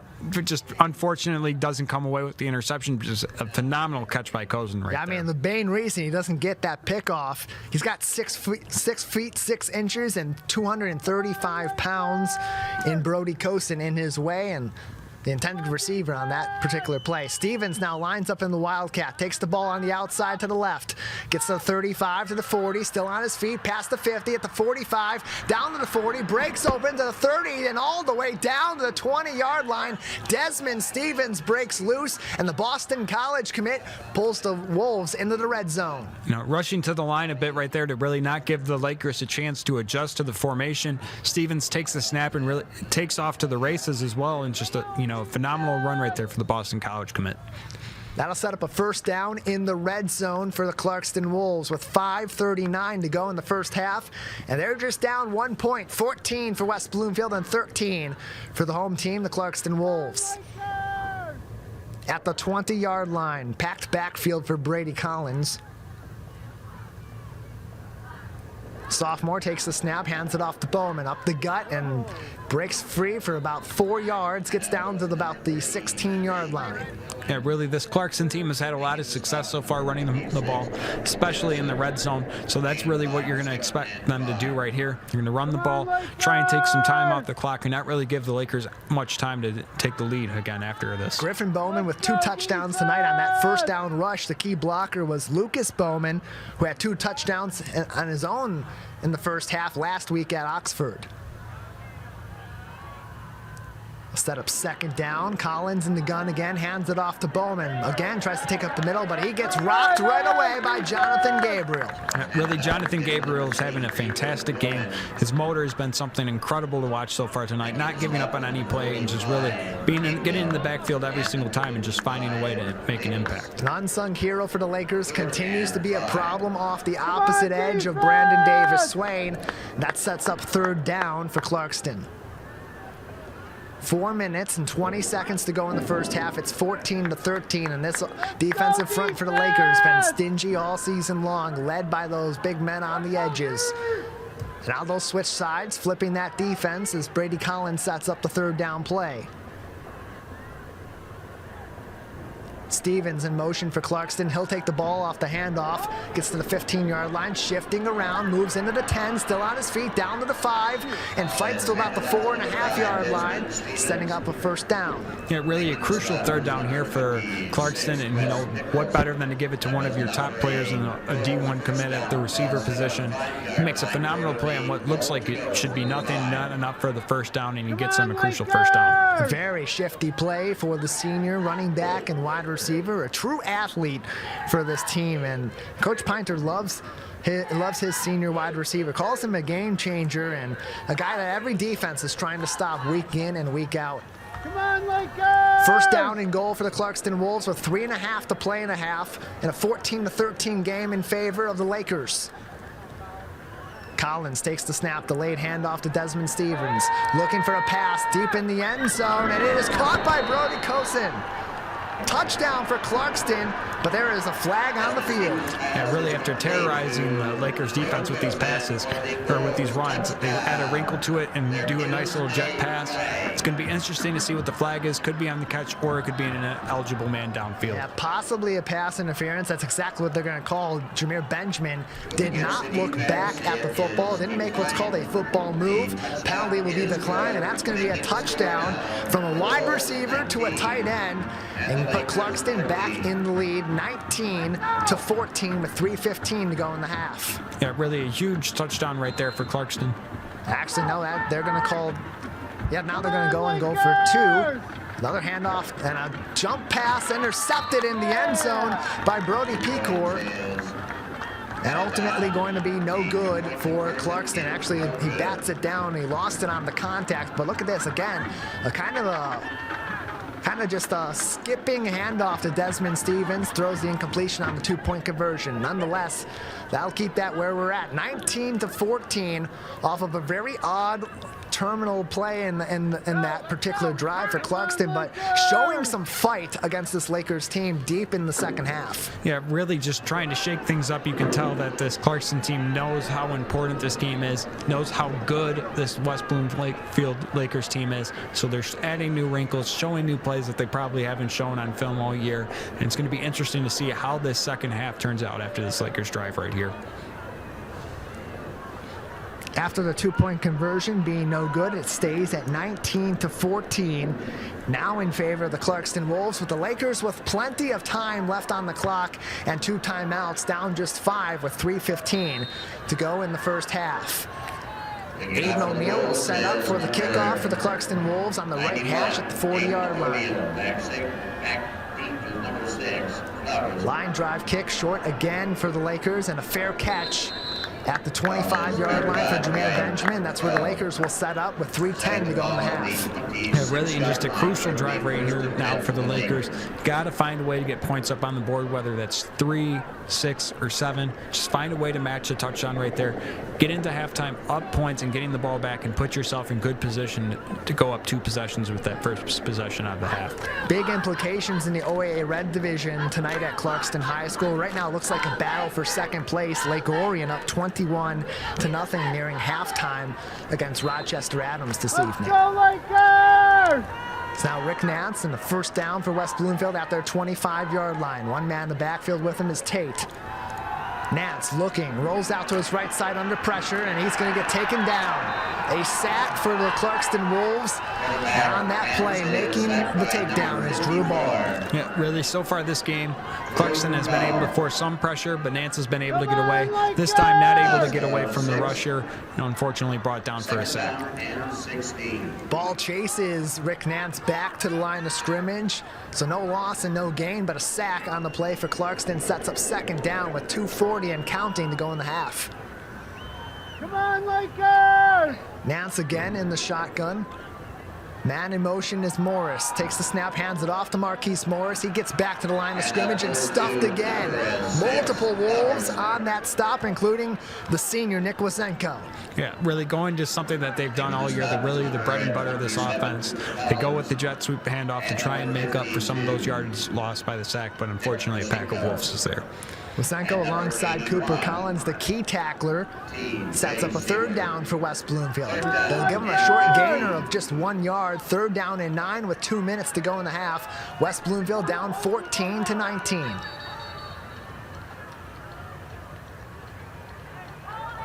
Whistle and the stoppage. Looks like Clarkston wants to talk this one over. Or at least the referee is discussing this play, maybe the placement of the ball. We see Elijah Durham running toward the West Bloomfield sideline, going to come off the field. Maybe he lost his helmet or something along those lines on the last play, and now we'll continue. Remains third down for West Bloomfield. Nance in the shotgun, one man in the backfield, and twins out to the right.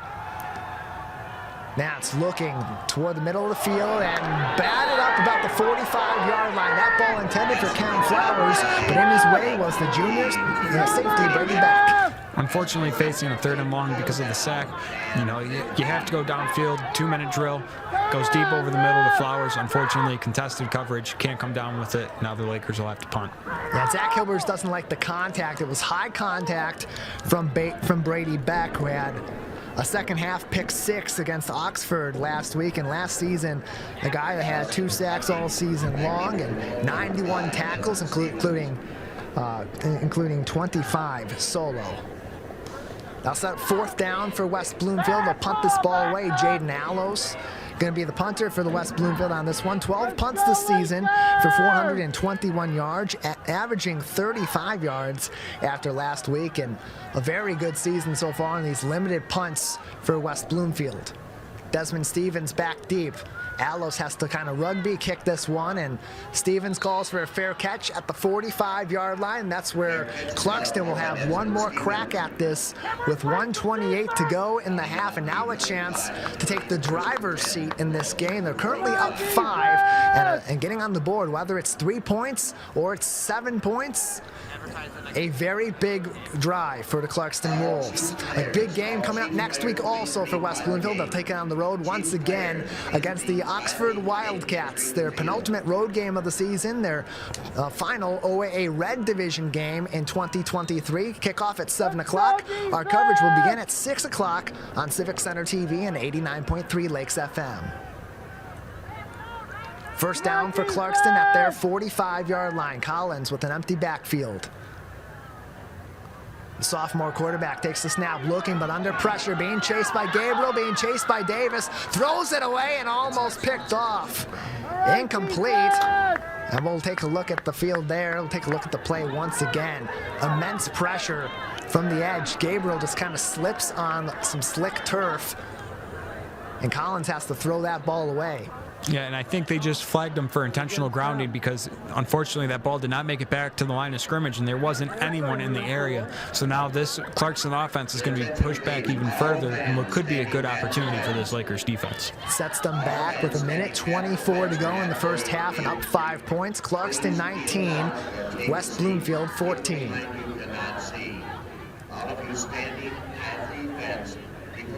That ball now moved back quite far down to the 20-yard line on the Clarkston side. They'll take their huddle way back at the 10. They'll break it, now get back to the line of scrimmage and set up this second down. Collins with Griffin Bowman in the backfield and trips to the right. Come on, defense! Let's go! Get the ball! Off the hard count, takes the snap, fakes the handoff, takes it out to the right, hands it off actually up the middle. Bowman not going to get much, down to about the 25-yard line with $1:15 to go in the half. Yeah, you know, after that penalty and really pushing them back and getting rid of that field position they had from that punt, I don't really expect Clarkston to really try and push the ball. They're probably just going to run it again right here. Doesn't seem that West Bloomfield's going to try and contest it, and that we're likely going to take the ball into halftime now. Jonathan Gabriel and Brody Pecor in on that tackle. Sets up third down for Clarkston with under a minute to play in this half. Two men in the backfield, Desmond Stevens and Griffin Bowman alongside the sophomore quarterback Collins. Stevens in motion to the right side, snap to Collins. Now he'll hand it off to Stevens, take it out to the left, shifts up the middle, down to the 30-yard line, met by a few tacklers, including Edison again for the Lakers, and that'll set up now a fourth down. Yeah, you know, again, not much ahead of them in terms, or that they can really do given the time and field situation. So they just do what's really the smartest thing to do. Get the ball in your best player's hands in Desmond Stevens and see if you can rip one off for a touchdown or get the first down somehow. But if not, safe play and you get into the half with the lead. Blake Simmons in on that tackle. Again, these guys down the depth chart have been so huge for the Lakers, for Kevin Jakeway, the defensive coordinator, and this Lakers defense who we're seeing on the field talking to his guys, encouraging all of them. They've been having a great season. Brody Pecor we've talked about a lot, but you know, Will Espy's been huge for the Lakers over the last several weeks, and you know, credit to this defensive staff, credit to Coach Hilbers for putting the confidence in these guys, and credit to them especially for stepping up. Yeah, really, football is a game of attrition, war of attrition, so it's important to have those guys at depth in such key positions, at a position like linebacker especially. With 30 seconds to go in the first half, West Bloomfield 14, Clarkston 19. They will punt this ball away. West Bloomfield still with 2 timeouts remaining in the half and down 5 points. Matt Jafke, the punter for the Clarkston Wolves. Back for West Bloomfield is Nigel Dunton for the punt recovery. And a whistle on the play. Looks like a stoppage there. Referees pointing to just behind the punter. And make sure this play is all set and ready.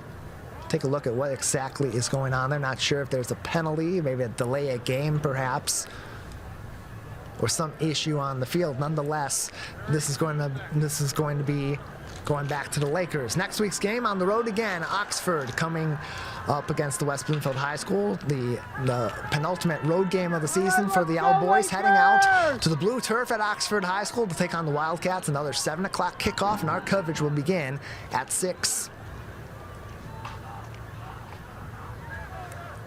Jafke, the punter, launches this one off. It'll go beyond midfield down to about the 41-yard line, take a bounce, and that's where Clarkston will stop this with 20 seconds and a little bit of change to go in the first half, and one final chance for the Lakers to maybe go down the field and put some points on the board. They still got those 2 timeouts, but limited time, may just be content to take this one into the half, as they will get the football to start half number 2. Yeah, really a safe punt by Clarkston right there, not giving the Lakers any opportunity to return that and really get themselves in good field position. Now it's going to be interesting to see what the Lakers do. We may see them take one shot downfield, or we'll just see them try, another quick jet sweep handoff, see what they can get. If they're fortunate enough to make it downfield, then they'll try and score, but who knows. This limited drive will begin at the Lakers' 42-yard line. Nance in the shotgun, twins out to either side. Rick Nance looking, getting pressure, rolls to the outside off of the coast and pressure, looks down the field, and just over the head of his intended receiver, Cameron Flowers, sets up second down with 13 seconds left in the half. Yeah, almost making Clarkston pay right there. Just a phenomenal route right there by Flowers. He's able to get open downfield. Pass just barely gets over his head, and unfortunately the Lakers aren't able to get that first down. Second down and 10 off the incompletion for West Bloomfield. So the receivers finally get back to the line of scrimmage. Rick Nance in the shotgun with Josh Tate in the backfield. Twins out to either side for West Bloomfield. Down 5 points, 14-19. Nance looks quickly out to the left side. Gets to the Marquise Morris, and he'll just miss the sideline. The clock will roll with 7 seconds left. And they'll move that into a third down with 2 seconds left. Try to set this one back up.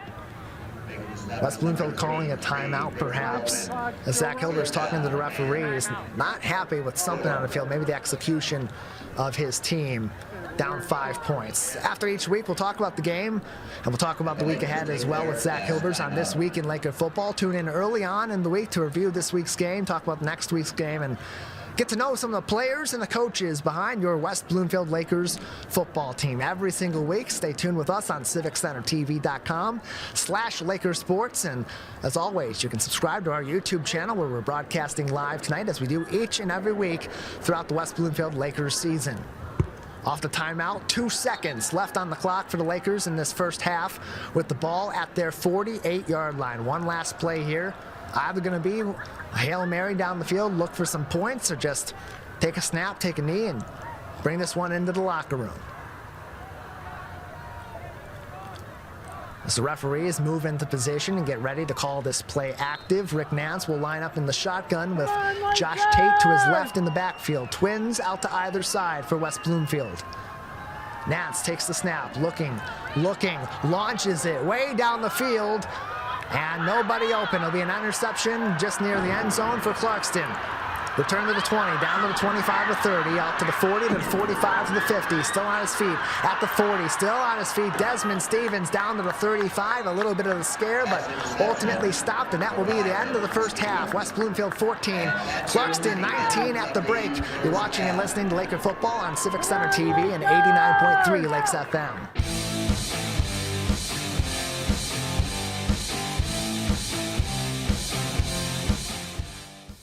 This is Civic Center TV and 89.3 Lakes FM.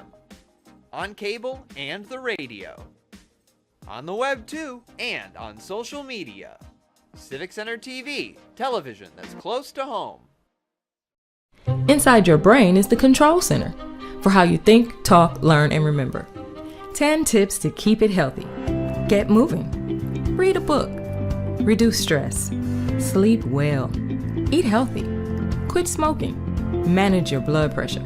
Challenge your mind. Wear a helmet. Stay social. Be mindful of brain health now to help prevent things like dementia later. Learn more at michigan.gov/mybrainhealth. Find local municipal meetings at our program schedule on civiccentertv.com. Find when your meetings air live or when they're replaying on our Civic Center TV live stream. Find it all at civiccentertv.com and click schedule at the top of the screen. Missed one of our live broadcasts or one of your local municipal meetings? Check it out online at civiccentertv.com. Every meeting, show, and interview on demand. Thank you for watching and listening to Civic Center TV and 89.3 Lakes FM.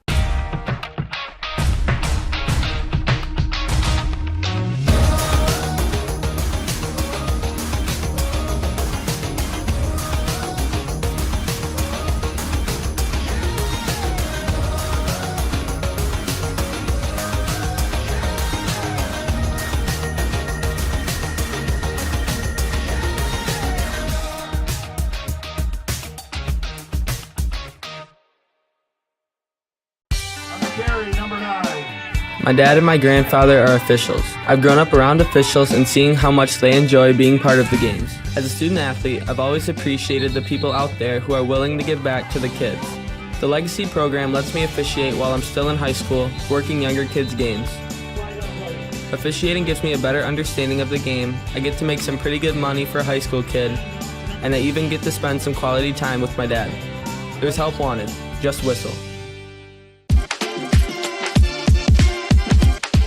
Watch West Bloomfield Lakers football all season long on 89.3 Lakes FM and Civic Center TV. Join Tyler Keefe and Matt Catoni each week for live, in-depth, and exclusive coverage before, during, and after the big game.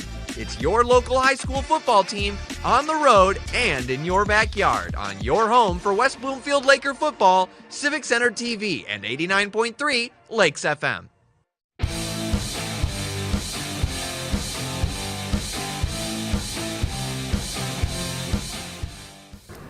Welcome back to Laker football on Civic Center TV and 89.3 Lakes FM, live from Clarkston High School. A very competitive back and forth first half.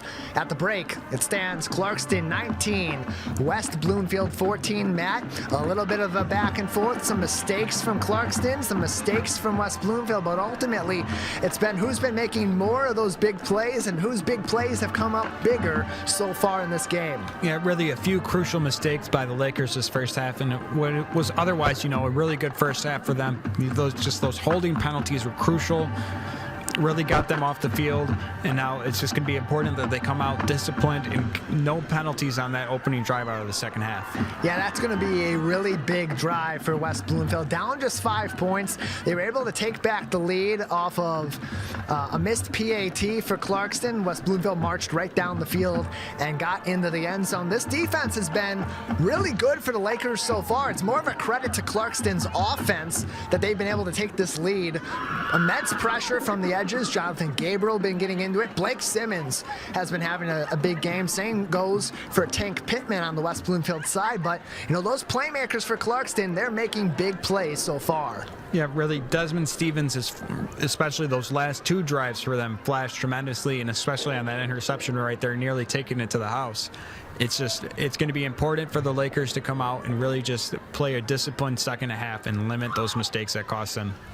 Yeah, some really interesting play calls from Justin Pinter, the second-year head coach for the Clarkston Wolves. And same goes for West Bloomfield, kind of sticking to their usual game plan with their first-year head coach in Zach Hilbers. Nonetheless, Rick Nance has been very good so far this game. I want to talk about that because in the past, Rick Nance has been kind of been having some trouble when plays break down, making the correct move and advancing the ball forward. But tonight, he's been taking the ball himself. He's not been trying to do too much on those secondary plays as things break down and making some really smart moves for the Lakers on the offensive side. Yeah, his experience and veteran prowess has really flashed so far this game, extending plays against a stingy defense that hasn't really allowed much to be available in both the passing and run game.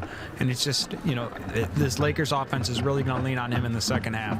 The third-year starter, the senior gunslinger for the Lakers, going to be playing a big role for West Bloomfield in this second half tonight.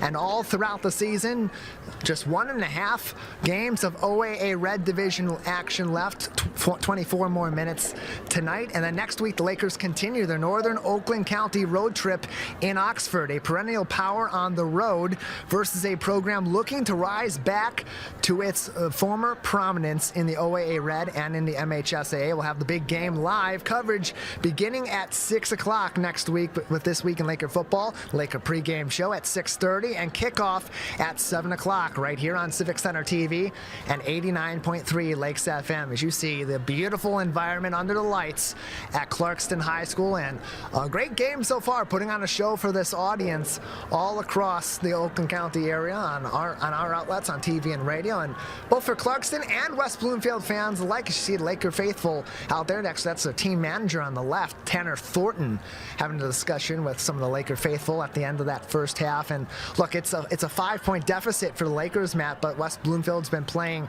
some of their best football over the last week and a half now. between that Rochester Adams game and this Clarkston game, but what do you want to see in that second half change for West Bloomfield to be able to kind of get back to that dominance we saw at times last week against the Highlanders? Yeah, really, it comes down to controlling the trenches on both sides of the ball. They have to get that run game going, take a little bit of pressure off Rick Nance, and really, keep drives going where they don't have to necessarily be dropping back on 2nd and long or 3rd and long and be forced to throw. Whereas for the defense, they have to limit these long runs that they've been giving up, especially what we saw in the second half, or late in that first half with Desmond Stevens that allowed Clarkston to take a late lead. This really interesting matchup tonight between the Lakers and the Clarkston Wolves. Clarkston, a team that made it all the way to the MHSAA Division I state semifinal before being defeated 21-0 by Caledonia. West Bloomfield had high expectations the season ago and ended their season with some disappointment in the first round, looking to have a bounce-back year with high expectations once again. We'll have plenty more of coverage of tonight's game from Clarkston High School. Lakers 14, Clarkston 19 at the break. More of the Laker halftime show after this on Civic Center TV and 89.3 Lakes FM.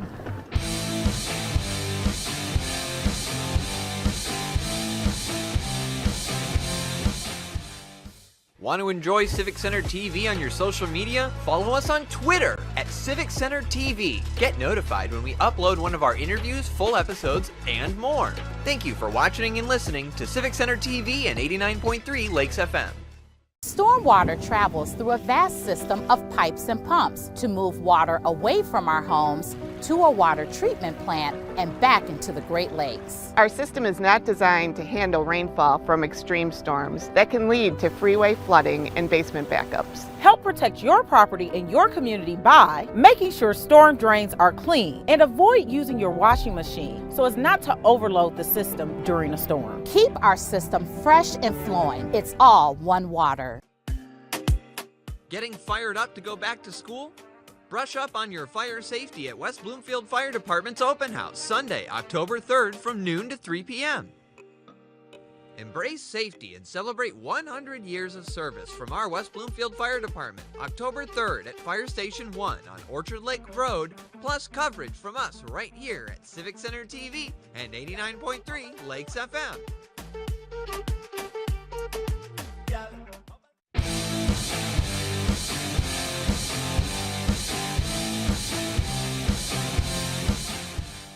Welcome back to Laker football on Civic Center TV and 89.3 Lakes FM, live from Clarkston High School, the home of the Wolves.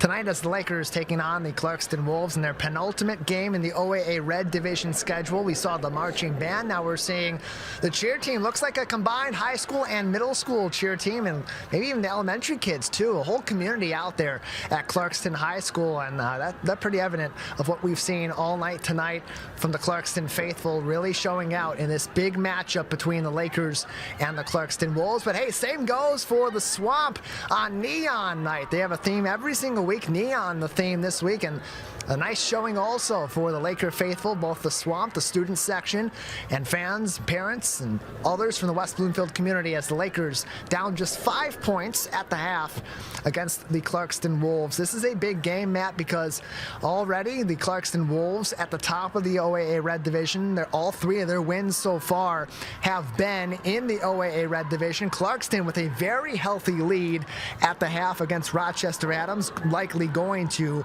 maintain their lead in the OAA Red Division, up 21-0 on the Highlanders at the half. So for West Bloomfield and Clarkston, this game has huge implications for the rest of their season. And look, these are two highly competitive teams, very well respected at the statewide level. Both have very tough schedules. These are the games that if you come away with a W when it comes playoff time, that can really help your playoff placement. Yeah, really, having one loss already in the division, this is a crucial game for West Bloomfield. And having two losses on the season, that makes it even more crucial for Clarkston. So it's going to be a battle to really see who wants it more in the second half, and that's really what I think it's going to come down to. Who wants it more in the trenches? Whose team really wants to be one of those favorites going into the playoffs? And you look at West Bloomfield's remaining schedule: Oxford, Southfield A&T, and Oak Park.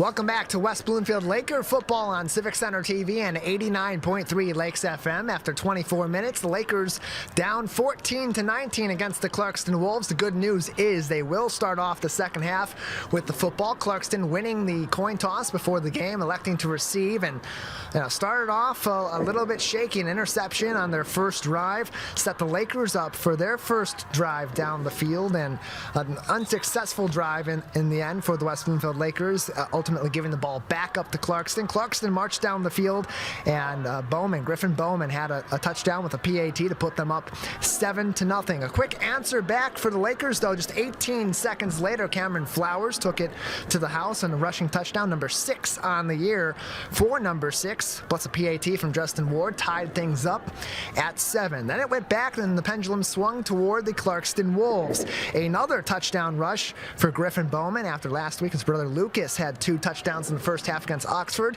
Griffin 2 touchdowns against the Lakers tonight. The PAT, however, from steady Eddie Langton, no good, making it a 13-7 game. The Lakers tasted blood in the water, and they went for it, got back down the field. The bomb squad connected between Rick Nance and Elijah Durham for a touchdown, and a PAT gave the Lakers a 1-point lead, and that's when Clarkston struck back near the end of the half with just a little over 3 minutes left in the half. A really interesting play from Brady Collins, handed the ball off to Desmond Stevens, ran it outside, looked like a jet sweep, but then all of a sudden Stevens stops, throws it into the end zone to Brody Cosin for a touchdown. They go for 2, unsuccessful on a jump pass attempt again from Stevens to one of the wide receivers, and that's where we got left 19-14 at the half. West Bloomfield will return to start the second half, which will get underway in just a few moments. Matt, what are you looking for the Lakers in half number 2? What will be the difference maker that will take this from a 5-point deficit to maybe perhaps a win tonight on the road? Yeah, really, they have to establish the run game. Just, too many times they're setting themselves up with second and longs, third and longs, to where they're forced to, drop back and have to pass it deep downfield. If they get that run game going, they can really extend some drives, get the ball going, have some momentum going, and really set themselves in good position to really play some complementary football. You got to be able to march up the field. These big chunk plays have kind of been the bread and butter, especially on the offensive side in the passing game. And for West Bloomfield, got to be able to get back to the well with guys like Caleb Caudle, who had a couple of nice short passes in the first half. And credit to Rick Nance, he's been able to make those plays. That could be a big difference maker for West Bloomfield in half number 2. You should see the coaching staff talking things over with that wide receiving core. Look, got to be making plays in the short game, got to be making those key blocks. The second half going to be huge for these Lakers as they get ready. We put 24 minutes left in this game, 12 minutes on the clock as we get ready for the third quarter at West Bloomfield High School. Still some discussion as the Lakers get ready for half number 2, down just 5 points. This first drive going to be critical for the Lakers, trying to come out of this week with a win before next week when West Bloomfield will go on the road to match up against the Oxford Wildcats. That will be a 7 o'clock kickoff. We will have live coverage for you next week beginning at 6 o'clock with This Week in Laker Football on Civic Center TV and 89.3 Lakes FM. That's going to be a big game next week, but we got a big event coming up this weekend. Sunday, we will be live out at Fire Station number 1, just a short walk away from West Bloomfield High School, where we'll see the Lakers in a couple of weeks for the West Bloomfield Fire Department Open House. Recognize Fire Prevention Week and celebrate 100 years of service from the West Bloomfield Fire Department on Sunday, October 1st from noon to 3 p.m. That's again Fire Station number 1 on Orchard Lake Road, just north of West Bloomfield High School. Activities for people of all ages, giveaways, demonstrations, and even your friendly neighborhood media outlets, Civic Center TV and 89.3 Lakes FM. I'll be out there on Sunday for a live broadcast. You can join me out there. We'll talk about our fire department. We'll talk to Greg Flynn, Dave DeBoer, Byron Turnquist, and all the friendly people at the West Bloomfield Fire Department. They'll have some special events going on as well to commemorate 100 years of service. And not only in West Bloomfield, they also serve the Tri-Cities, Kegel Harbor, Orchard Lake Village, and Sylvan Lake through the Tri-City Fire Board Partnership. That'll be a big celebration on Sunday. But before that, we're hoping for a big celebration on Friday night for the young men in green and white. The Lakers going to receive this kick from the Clarkston Wolves.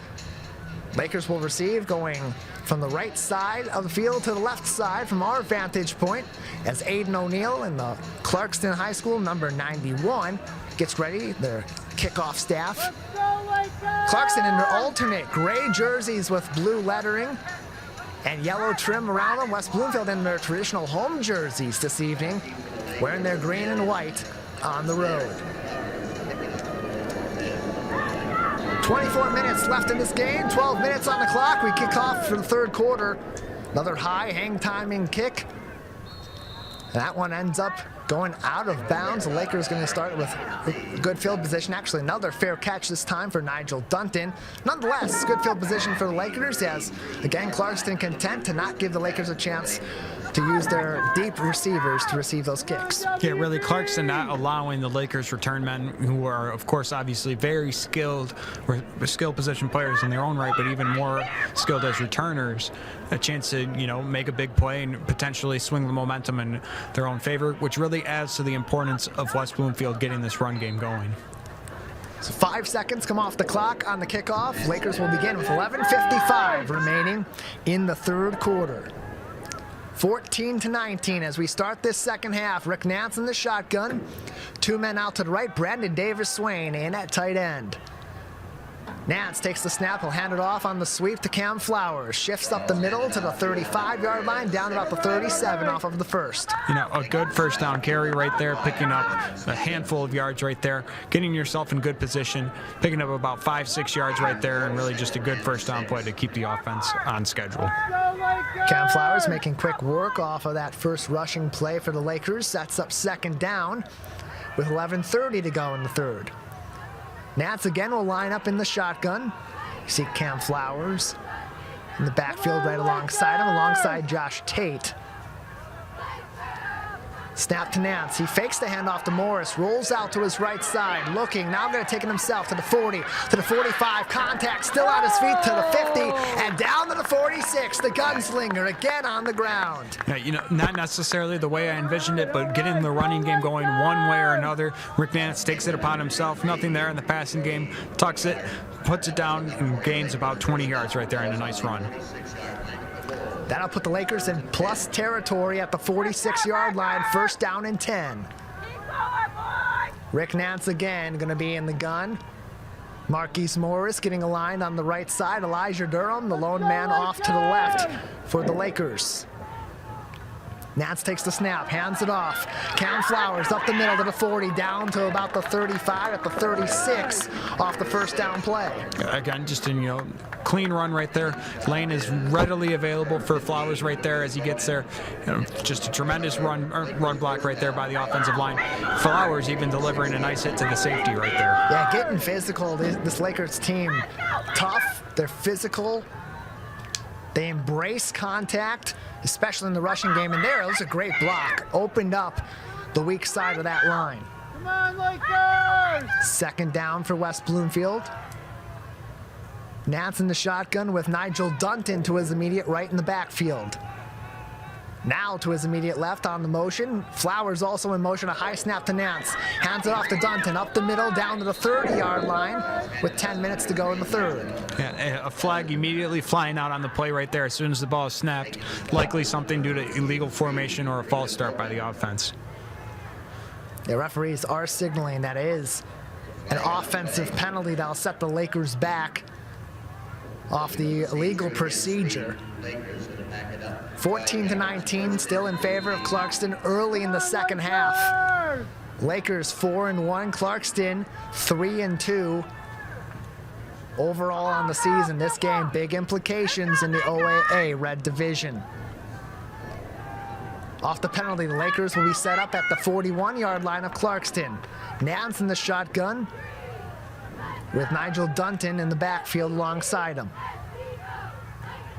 In motion is Flowers. Nance takes the snap, tosses it to Tate.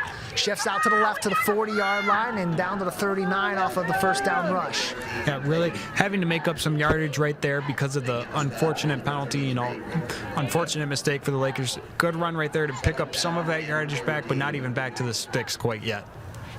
They'll set up a second down, still at the 41-yard line.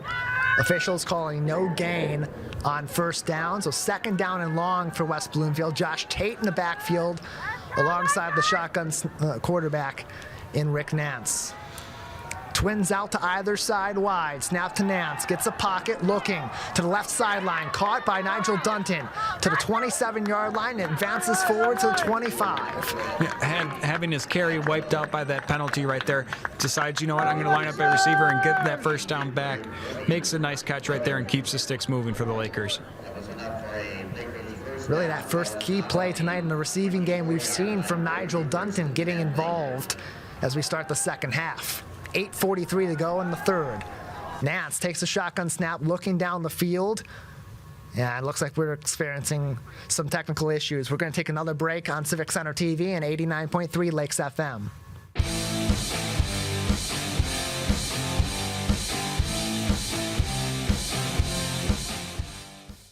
You're watching and listening to your home for Greater West Bloomfield news. Civic Center TV and 89.3 WBLD Orchard Lake, West Bloomfield, Kego Harbor, Sylvan Lake. 89.3 Lakes FM.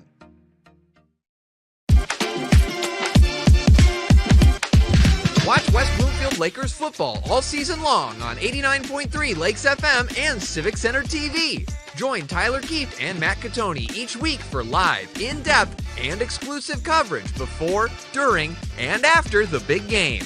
It's your local high school football team on the road and in your backyard on your home for West Bloomfield Laker football, Civic Center TV, and 89.3 Lakes FM.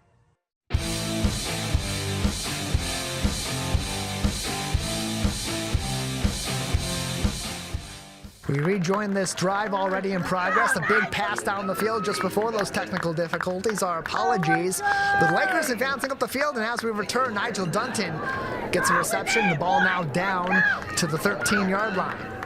Yeah, really just a crucial red zone sequence right here for the Lakers.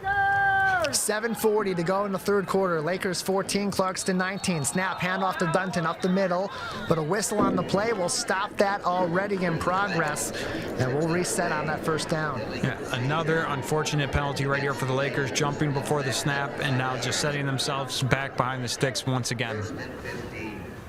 Come on, Lakers! That will move the West Bloomfield Lakers back just a little ways off to the 16-yard line, with 7:43 and counting left in the third quarter. This is a big drive in the red zone. Are the West Bloomfield Lakers, where they have scored 82% of the time this season. Snap and a toss to Cam Flowers. Advances, breaks some tackles, moves a little bit up the field. My apologies, that is Josh Tate. Yeah, you know, a good run right there to eat back some of those yards. A physical run at that, too. But unfortunately, again, just these penalties setting the Lakers back behind the sticks, and which really would have been a fantastic run on 1st and 10. Good to see Josh Tate getting some targets in the rushing game tonight. Slow start to the season, not really his fault. It's just what these defenses are giving the Lakers, having to really run outside of the tackles and use those speedy backs and those wide receivers. Nance in the shotgun, takes the snap, looking, getting a little bit of pressure from the right side, throws in the end zone, and just over the head of Marquise Morris. Yeah, unfortunate right there. He pumps, then he throws to the corner to Morris. Unfortunately, he sails him on the throw. Looked like he may have had someone over the middle. Unfortunately, ball goes out of bounds, and now you're set up with the 3rd and long. Big third down for West Bloomfield. They have converted on just under 37% on the season, 15 for 41. Looking to get in the end zone as they do 64.7% of the time in the red zone. Nance, high snap, got some time, rolls out to the right. He's looking, still looking. Now he's going to take it himself to the 10-yard line, to the 5, advances forward, dives down about the 3-yard line. Yeah, really good time of just buying some extra time for himself, even as a runner. Those few pump fakes is really putting those defenders in a tough predicament and really allowing himself an opportunity to get as close to the goal line as possible so they can possibly go for it right here. We'll see the Wildcat team come out, including Brody Pecor on 4th down, the ball at the 2-yard line. Great shot from our team on site, showing that tight quarters for the Lakers. Here is a big play. Brody Pecor, the Wildcat quarterback, got through on 4th down the last time. Can he do it again? Down 5 with 6:20 to go in the 3rd. Pecor takes the snap, and he is going to meet a scrum on 4th down. It's not going to convert. Clarkston will take over on downs deep in their own territory. Yeah, really unfortunate right there. Injury on the field. And just really unfortunate for the Lakers as well, as they're unable to pick up the first down. It'll be a turnover on downs. Got a man down the field with 6:05 to go in the 3rd quarter. They're going to call the training staff out onto the field. So we'll take a very brief break on Civic Center TV and 89.3 Lakes FM.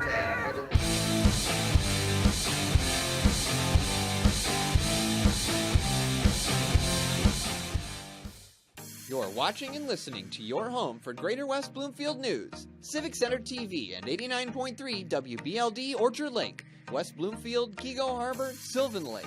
89.3 Lakes FM. Today I'm going to tell you about sportsmanship because it's important. Treat your opponents the way you would want to be treated. My mom says that. Listen to the referees. It's their job. Be nice to their team and our team. Cheer them on. Always play fair. It's the right thing to do. It's sportsmanship. It's not that hard.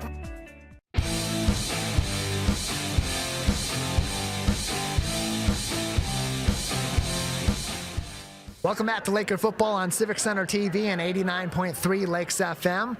Both teams on the sidelines talking it over off the injury timeout. Clarkston, you can see the ball.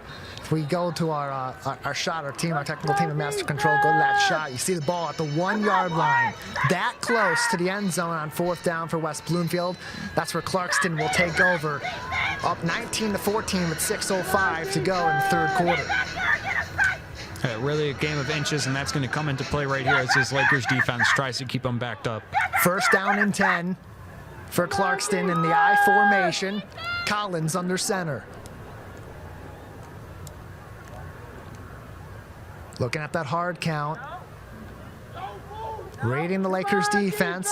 Now takes the snap, hands it off to Bowman, shifts outside, gets past the 5, to the 10-yard line, to the 15, on his feet, still at the 30, to the 40, to the 45, and gets past the 50-yard line in the positive territory, but a flag thrown at the termination of that play. Yeah, just the absolute worst case scenario for the Lakers defense right there. Bounces it outside, goes untouched for about 40 yards, and he's able to just pick up a huge momentum gain for the Clarkston Wolves right here. Breaking away from the 1-yard line, potentially a 50-yard rush. It's going to be a face mask, so that's going to give Clarkston even more positive territory. Ultimately, it's offsetting penalties, as there's another penalty on the Clarkston Wolves on that play also. So nothing lost, nothing gained off of the penalties. Nonetheless, a 51-yard drive for Clarkston on 1st down by Griffin Bowman. 1st and 10 at the 49 of West Bloomfield. Collins in the gun.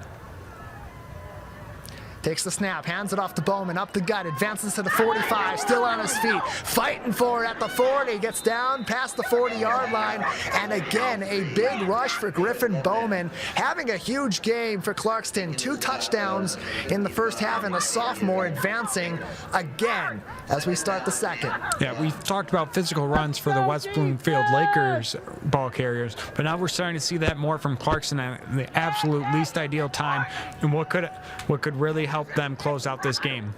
14-19, Clarkston in the lead. 5 minutes and 10 seconds to go in the 3rd.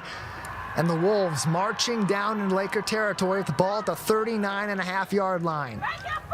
Collins in the gun, 2 split out left. He'll take the snap, fakes the handoff to Bowman, takes it himself, up the middle, meets a few Lakers, and ultimately stuffed.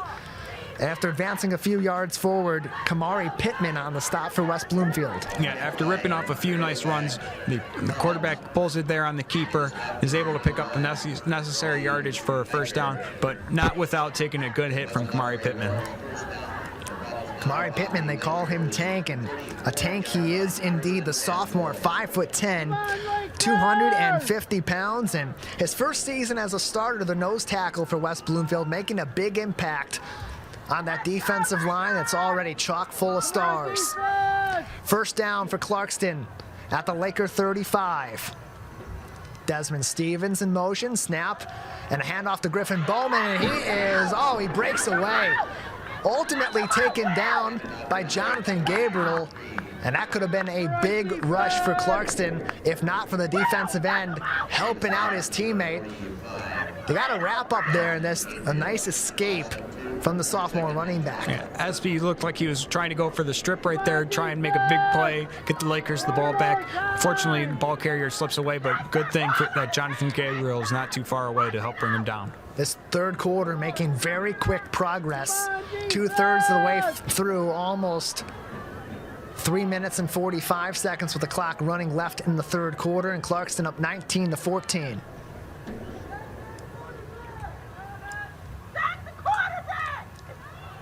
Handoff again to Bowman, gets outside the tackles, advances to the 30, down to the 25 and the 20 on his feet, and taken down around the 15-yard line. That's where we'll mark it. Another first down for Clarkston. Yeah, really just running hard right here for Bowman and looking like he's trying to close out this game. The score right here would be huge for this Clarkston team and really set the Lakers in bad position at the start of the fourth. Tough to replace a running back like Ethan Clark, your all-time leading rusher, over 5,000 career yards at Clarkston High School. And they got two great running backs with the same last name. Lucas Bowman in the 15, and tonight it's been Griffin Bowman in the 33. First down for Clarkston in the red zone. Collins in the shotgun. Stevens in motion. They'll give him the football. Gets outside the tackles, past the line of scrimmage. Gets a couple yards on first down. You know, right there, the defense standing up. They recognize that this is, push or shove time. If they give up a field goal here, not the end of the world. Still a one-possession game. But a touchdown here is critical. And the defense has to find a way to get off the field with only allowing 3. Come on, defense! You can join us for Laker football every single week, not just on Civic Center TV and Lakes FM, but on our Facebook page at Civic Center TV 15 and the Facebook page of the West Bloomfield School District as well, where you're already cheering us on. Kenneth Jones Jr., the father of Kenneth Jones III, a now Grand Valley State Laker, former Laker last season in his senior year, cheering on the team as well. Snap to Collins, looks to the end zone and through a defender. It is caught again by Brody Cosin. Touchdown, Clarkston. Yeah, back-to-back times in the red zone now that Clarkston has taken advantage of their big target, going to him, knowing that he will be able to box out the defender. And now, really crucial timing now for the Lakers with leaving them little wiggle room on this next drive. Just barely slipped through that secondary as the Lakers were defending that ball. Edison on him. And it just got that perfect pocket on that spiral to the senior tight end. That makes it 25-14 in favor of Clarkston. They'll again line up to go for two. Brady Collins, the quarterback, in with the man in motion. He'll take the snap, roll out to his right side, still on his feet, looking toward the end zone, looking for a quick pass, and he gets it, but a flag is on the field. Yeah, a Laker and a Clarkston Wolf down. Looks like it's going to be either a pass interference or a defensive holding. It'll give the Wolves another shot. We'll keep our eyes on the referee. He does ultimately call a holding penalty. And so they will redo that two-point conversion. I'll set Clarkston back just a little bit, but they'll ultimately get a second chance at this or be able to say, okay, no harm, no foul. We'll take the 1 point instead and send Steady Eddie out there. Big decision coming up for the Clarkston Wolves. They're going to go ahead and try again. It's a defensive holding. And so Stevens takes the ball, rushes it himself. Looks like he crossed the plane, and indeed he did. 2 more points on the board for Clarkston. It's now 27 Clarkston and 14 for West Bloomfield. You're watching and listening to Laker football on Civic Center TV and 89.3 Lakes FM.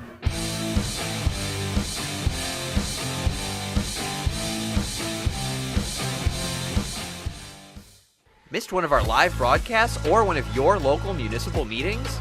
Check it out online at civiccentertv.com. Every meeting, show, and interview on demand. Thank you for watching and listening to Civic Center TV and 89.3 Lakes FM. This is Civic Center TV and 89.3 Lakes FM. On cable and the radio. On the web too, and on social media. Civic Center TV, television that's close to home.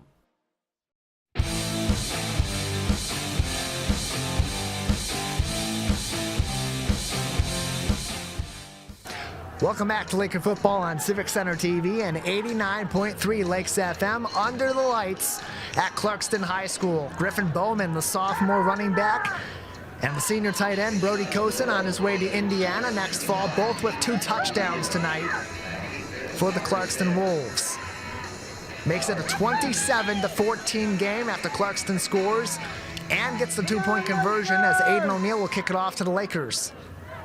Another short, high kick, fair caught for West Bloomfield, and that's where they'll take over just before the 30-yard line on their side of the field.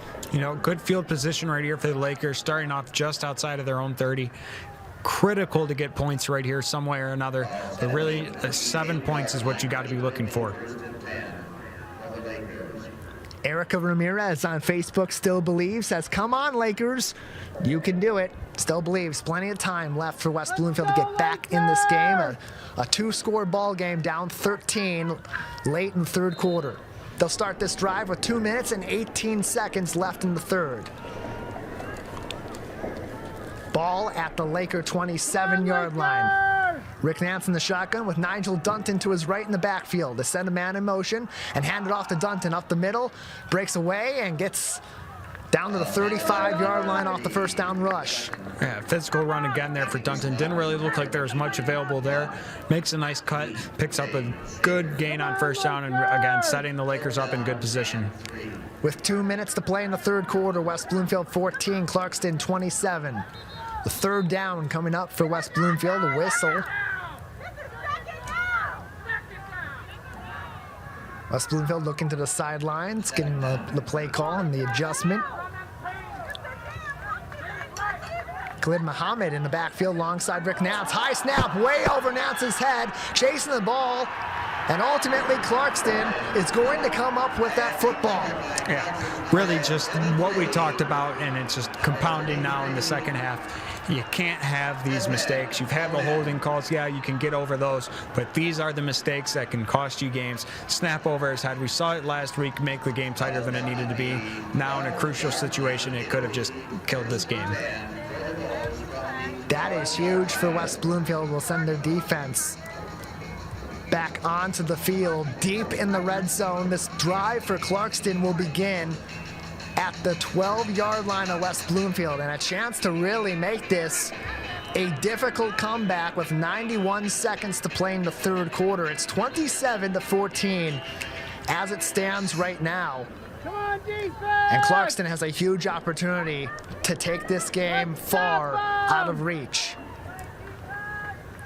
The first down snap, Collins hands it off to Bowman, shifting up the middle, breaks the tackle, spins away, but ultimately met by a gaggle of Lakers and maybe a short gainer at best on first down. Yeah, really just absolutely critical of the Lakers defense to stand up right here and not allow much in the run game. You know, got to get it to a third and long right here and really force them into a position to where they have to kick a field goal. Off the first down rush to the sophomore Bowman, officials will give him 1 yard, second down and 9 at the Laker 11-yard line. Under a minute to play in the third. Collins with 2 men in the backfield, in the pistol. Sends a man in motion, takes the snap, hands it off, rolling out to the right side. Still on his feet, a shift inside, and ultimately gets inside the 10, down to about the 9-yard line on the sweep to Brady Beck. You know, a good job by the Lakers defense right there to defend that. Setting up with about third and medium right here. Got to stand up right here, get a stop, and force a field goal to keep this game inside of 2 possessions. No matter how many points go on the board for Clarkston, if they get points on this drive, it'll be a 3-score game for West Bloomfield as they head into the third. One last play potentially in the third period with 10 seconds now to play. Clarkston 27, West Bloomfield 14. Come on, Collins in the pistol with Griffin Bowman to his immediate right. Takes the snap, fakes the handoff, takes it himself. Inside the 5, got some space, pushing for the end zone. Going to ultimately be stopped at the 5-yard line, and that's where we'll end the third quarter. Clarkston 27, West Bloomfield 14. We'll take a break and come back with 12 more minutes of football on Civic Center TV and 89.3 Lakes FM.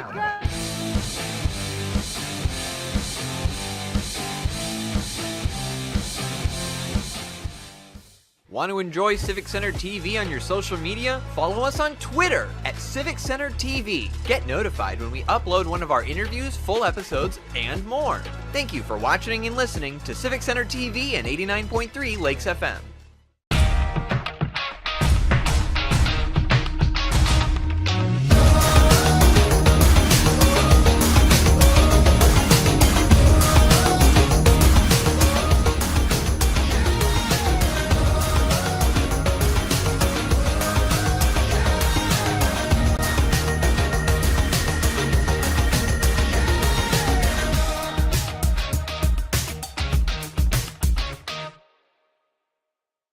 This is Civic Center TV and 89.3 Lakes FM.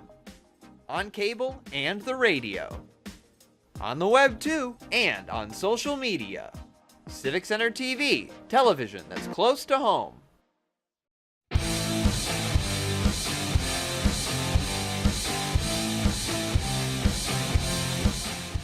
12 minutes of football left on Civic Center TV and 89.3 Lakes FM at Clarkston High School. Next week, we'll once again take the show on the road in northern Oakland County. This time we'll head out to the Bloomfield at Oxford High School. Lakers versus the Wildcats in the final OAA Red Division matchup of the season for West Bloomfield. October 6th, next week, Friday, 7 o'clock kickoff.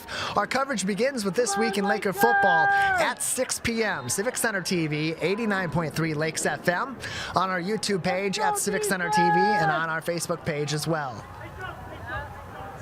Lakers on the first play thought that Clarkston had jumped. Have a handoff to Desmond Stevens around the right side, passes the pylon, but a flag on the field. They're going to call a hold, and Clarkston will have to try that one once again. West Bloomfield thinking that, Clarkston jumped before, and fortunately, ball doesn't lie. They get in the end zone, but a holding call, so they get the penalty anyways, and now Clarkston will be forced to kick it right here. Now, who knows? Up 13 points. Been able to shut down this Laker defense. They may end up going for it. We do have an injured Clarkston player down the field. The training staff is looking at them. So we'll take a very short break on Civic Center TV and 89.3 Lakes FM.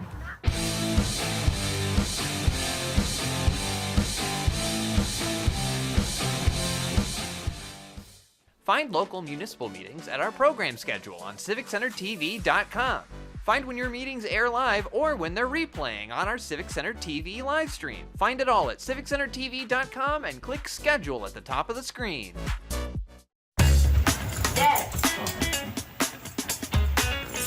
Be an advocate for environmental health. A protector of your family. It's hazardous. It does not go down the sink. And the things around you. Because our health is connected to our environment, let's work together.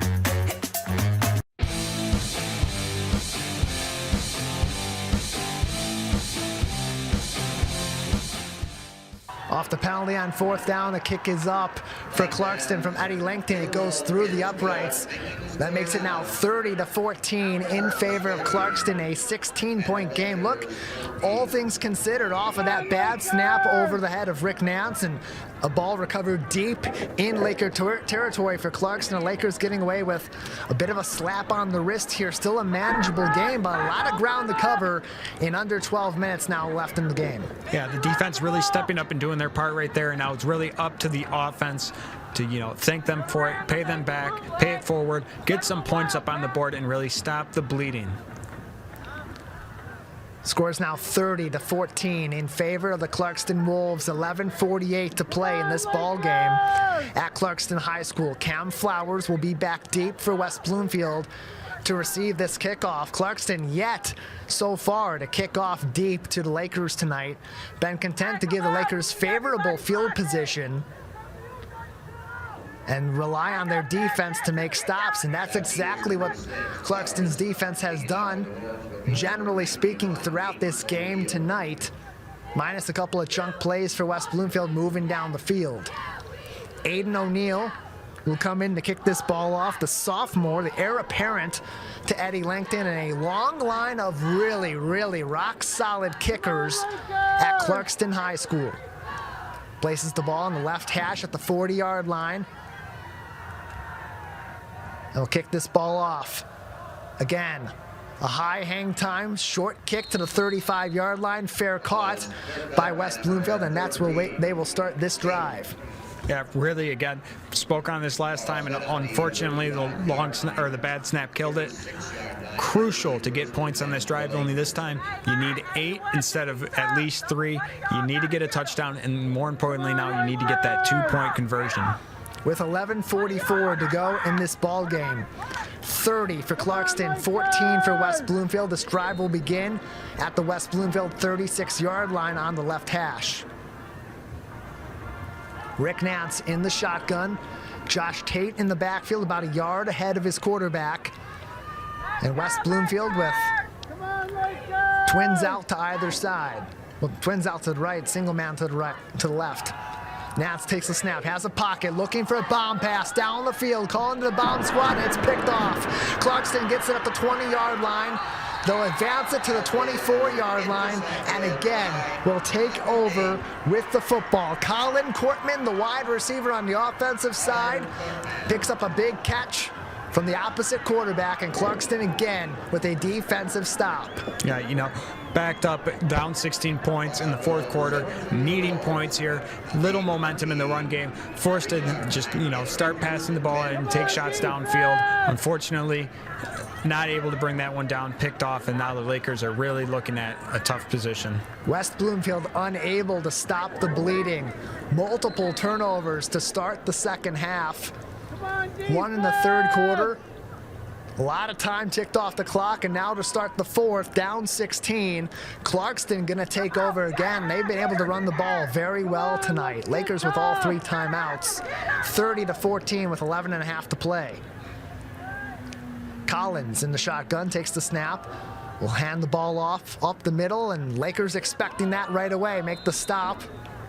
No gain, maybe a loss of 1 off a first down. Yeah, really, you're going to have to look and really lean on this defense to get another huge stop. They came through for you last time, giving up only 3 after, starting inside their own 15. And now you're going to ask them to really come away and just get a stop and set you up with good field position and maybe hopefully get back in this game. Kevin Jakeway giving his signals, the defensive coordinator, to his defense. They got to make a big stop here and limit the amount of time that comes off the clock. With under 11 minutes to play in this game, and the Lakers down 16 on the road in Clarkston.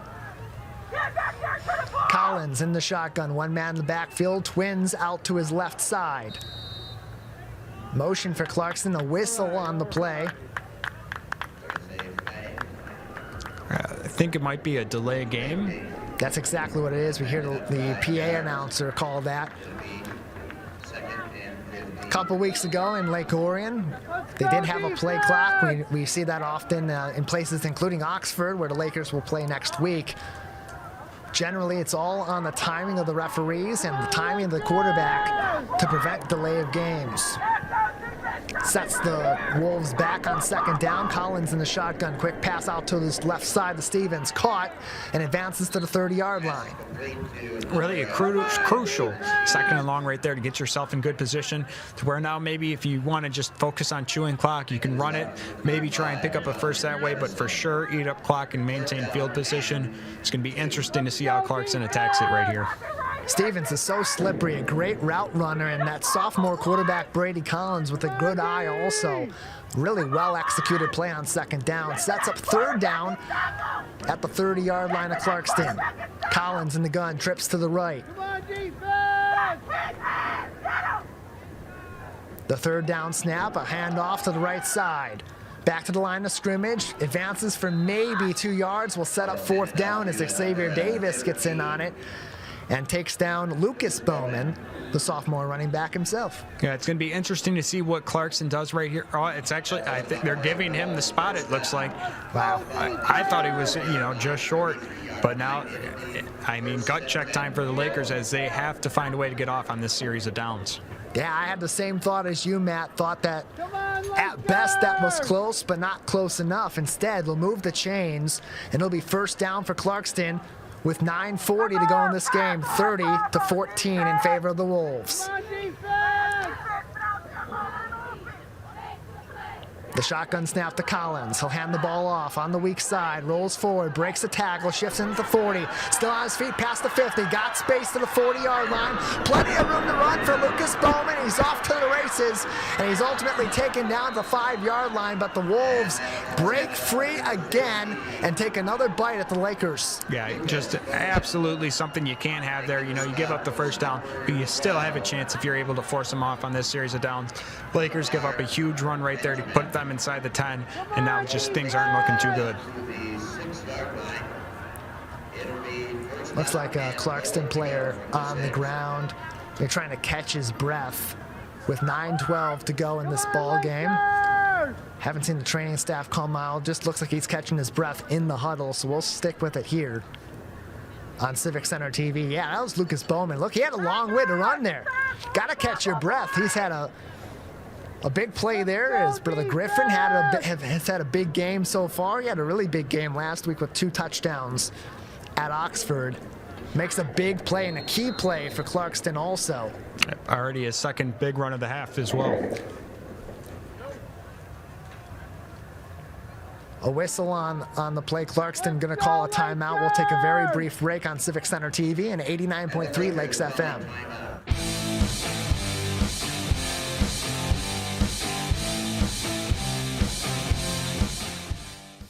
This is Civic Center TV and 89.3 Lakes FM.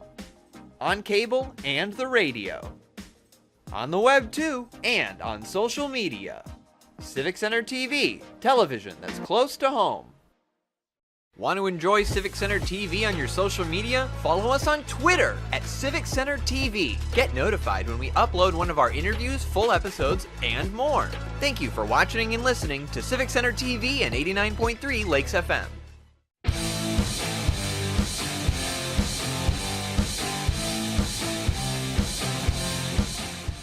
Back to Laker football on Civic Center TV and 89.3 Lakes FM. Another beautiful shot from our camera crew at Clarkston High School tonight. Been a unfortunate game of mistakes, particularly in the second half for West Bloomfield. Clarkston in the lead with 8.5 to play in this ball game and deep in Laker territory. 30-14 the score in favor of the Wolves. Lucas Bowman broke one wide open as we see his brother Griffin in the 33 for Clarkston. With Brady Collins under center for the Wolves. First and goal. Snap and handoff to Griffin Bowman. Met at the line. He gets down to about the 5-yard line on the first down rush. Yeah, really, ideally, if you're Clarkston right here, they're probably just going to try and get in on third down, give it a couple carries to eat up a few more time on the clock, and then get in and ultimately kind of put a ribbon on this thing. Just over 8 minutes to play in this game. Clarkston staying in the huddle, ripping some time off the clock, up 30-14 on West Bloomfield. A win tonight would keep Clarkston in a tie at the top of the division, with a big game for them next week at home again against Lake Orion. Collins tosses to the right side to Bowman, still on his feet, looking to break, and he does, and he gets in the end zone again. Touchdown, Wolves. Yeah, really just something that the Lakers have had an issue with all night, not finishing off tackles in the backfield or at the line of scrimmage. You see them get to him here. Nice stiff arm from Bowman. Frees him just long enough to spring into the end zone, and just, poor tackling tonight from the Lakers. A trio of touchdowns on the ground for number 33. 33 gets his third tonight and puts Clarkston up by 22, 36-14. Steady Eddie Langton, the senior, coming out for the PAT.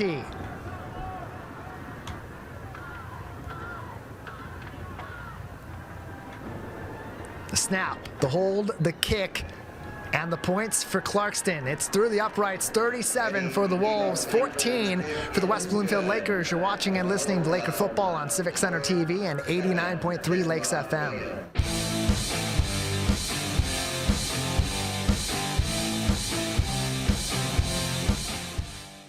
Want to enjoy Civic Center TV on your social media? Follow us on Twitter at Civic Center TV. Get notified when we upload one of our interviews, full episodes, and more. Thank you for watching and listening to Civic Center TV and 89.3 Lakes FM. You're watching and listening to your home for Greater West Bloomfield news. Civic Center TV and 89.3 WBLD Orchard Lake, West Bloomfield, Kego Harbor, Sylvan Lake. 89.3 Lakes FM.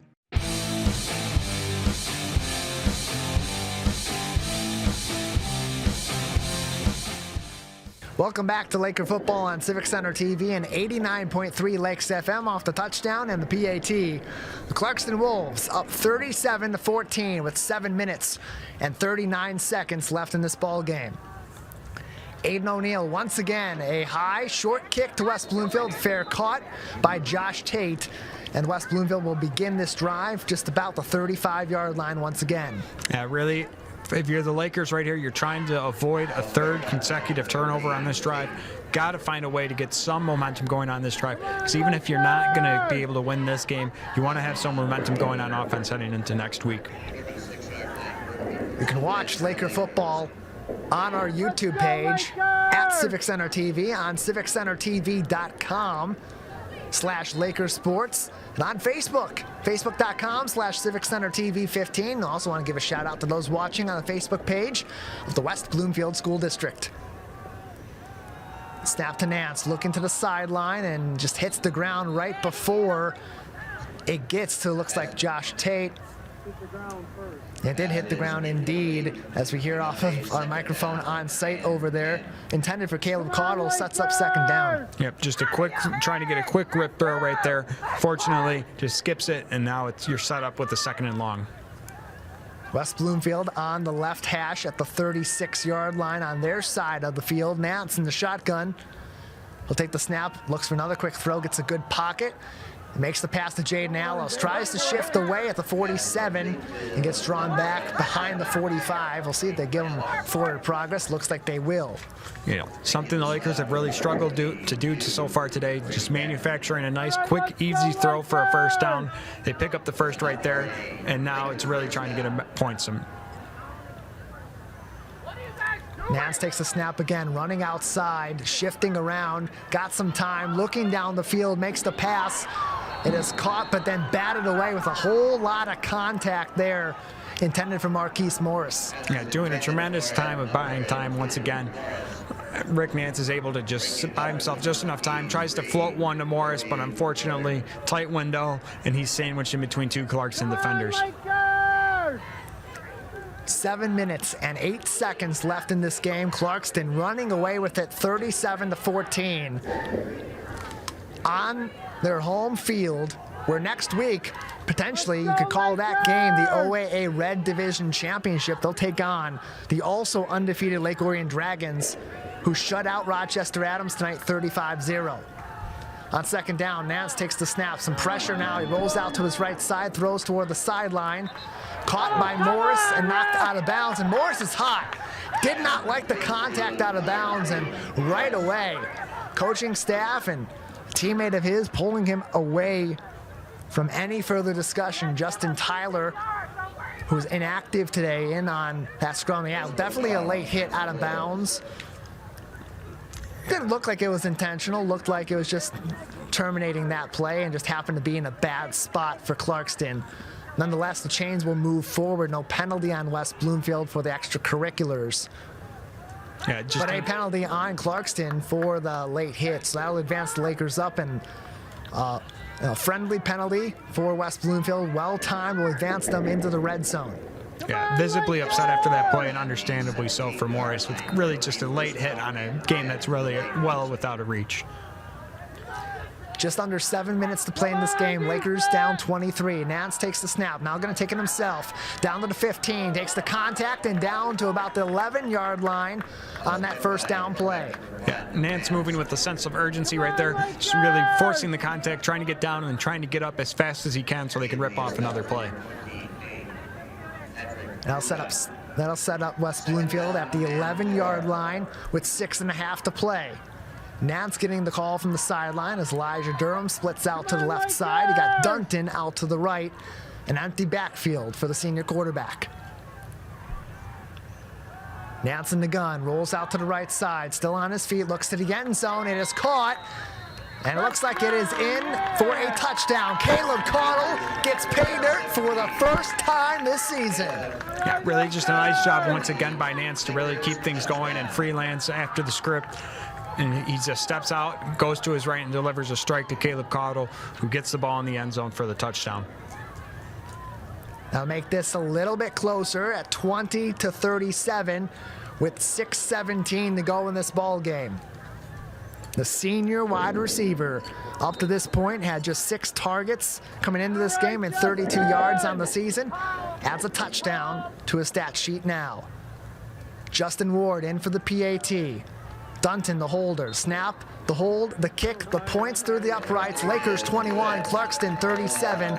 This is Laker football on Civic Center TV and 89.3 Lakes FM.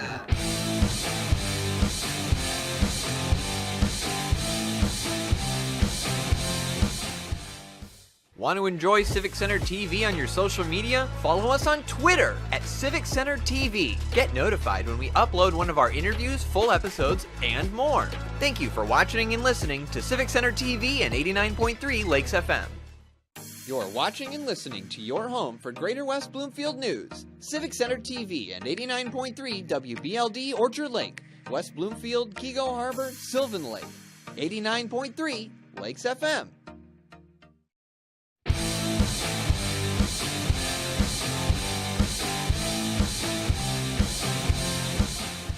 Welcome back to Laker football on Civic Center TV and 89.3 Lakes FM. Justin Ward will set up for the kick. The Lakers down 16 with 6 minutes and 17 seconds to go. Yeah, really likely to see an onside kick here as the Lakers try and just, pull off the upset and come back.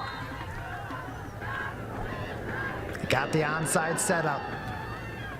Ward, the high kick down to the 45-yard line and ultimately will go out of bounds. Penalty flag comes up and a little extracurriculars between Clarkston and West Bloomfield near the sideline.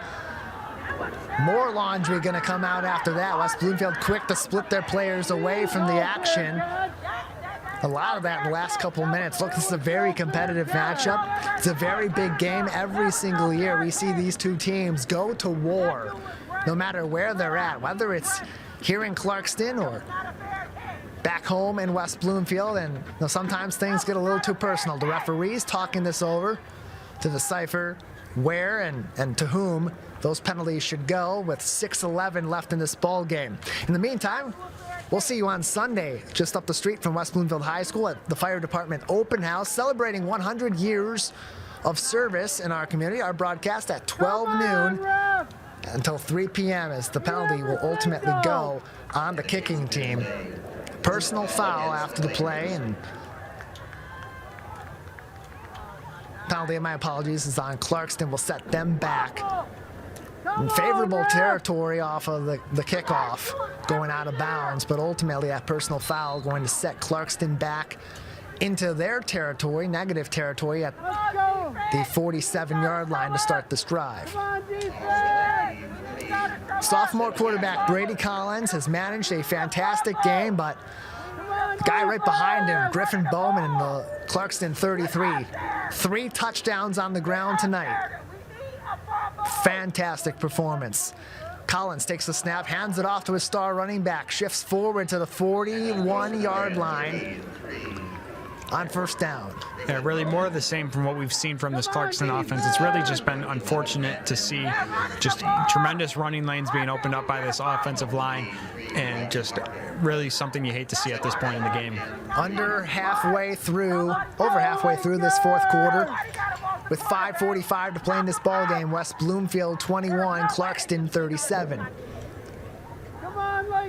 Second down for the Wolves at the Lakers' 41-yard line. Collins in the gun with twins out to the left. Get the quarterback! The snap to Collins, hands it off again, rushes outside, 40-yard line, down about the 36-yard line. We'll set up third down. Again, it's Griffin Bowman. Yeah, really leaning on Bowman in the run game right here as they try and just eat off as much time from this clock as possible. And he's really doing a good job of, giving them a reason to go to him. Now with 5 minutes to play in this ball game, third down will... Well, actually, they'll move the chains. They will give him the line to gain on that play. We'll set up a first down now for the Clarkston Wolves at the West Bloomfield 37-yard line with 5 minutes to go in this game. Yeah, really now or never for the Lakers defense and Lakers in general. They want to win this game. They have to get a stop now. No timeouts from the Lakers so far in this second half. They got 3 left. Clarkston has used 1. As the clock rolls with 5:05 to play. Collins hands the ball off the right side, breaks free to the 30-yard line and down about the 26-yard line. Again is Lucas Bowman. Yeah, another nice first down run, nearly picking up the first down on a consecutive series of first downs, and now it's just really looking bleak for this Lakers team. Clarkston 37, West Bloomfield 21 with 4.5 and some change to play in this ball game. With the win tonight, the Clarkston Wolves would advance to 4-2 overall. The Lakers would also become 4-2 overall, but Clarkston would be right in the driver's seat in second place, chasing down the Lake Orion Dragons and a chance to take over first place outright in the OAA Red Division next week. A flag on that play will set Clarkston back, a holding penalty, and that ball's going to get moved back to the 41-yard line of West Bloomfield once again. My apologies, they'll be the 42-yard line on the right hash. Yeah, really, I don't know if that's the worst thing for Clarkston right now. Ideally, I feel like they're happy with that as now they get more yardage in front of them to really try and run this clock out. Up 16 points with 4:22 to go in this ball game. It's been a really well-coached game from Justin Pinter and his players executing the game plan to a T tonight. The sophomore quarterback, Brady Collins, still in the game. In the backfield alongside him for the Clarkston Wolves is Grayson Clark. Collins will look to the sideline, get the play call. Come on, defense! And get the young men in the gray jerseys tonight for the Wolves set up on first down.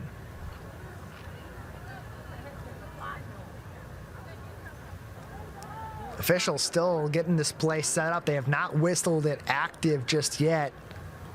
You see the sideline official still looking up the field.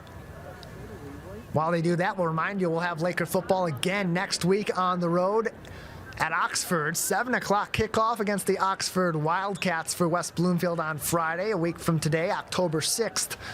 Civic Center TV, 89.3 Lakes FM, your home for Laker football all season long. The Lakers will wrap up their OAA Red Division play next week, and after tonight's results, unfortunately, no chance at the Lakers winning the OAA Red Division, but these wins going forward are going to be that much more important. Should this game, as it looks like it may at this point, end up being an L on their record, trying to position themselves as well as possible for playoff time in the MHSAA Division I. That's what Clarkston did a season ago as they made their way into the state semifinal where they ultimately lost to Caledonia. Last season, they were 10-3 overall, but 4-1 in the OAA Red Division. So again, first down, Laker 42 off the penalty for Clarkston. Collins, a low snap, will hand the ball off to Clark on the outside, gets past the 40-yard line and down to about the 38-yard line off the first down. Yeah, if it were first and 10 instead of about first and 30 from what it looks like, that's a good first down carry. Really, still goes with what they're trying to do. Really just get these carries out and eat up some clock. 2nd down and 6 now off the first down rush for the Clarkston Wolves. We'll take a look at this defensive line that's really been challenged tonight for the first time this season, and credit to the Clarkston Wolves, that O-line opening up the holes and those running backs making really big plays. This is not an easy task. 4:15 to go in this ball game on 2nd down and 6 for Clarkston.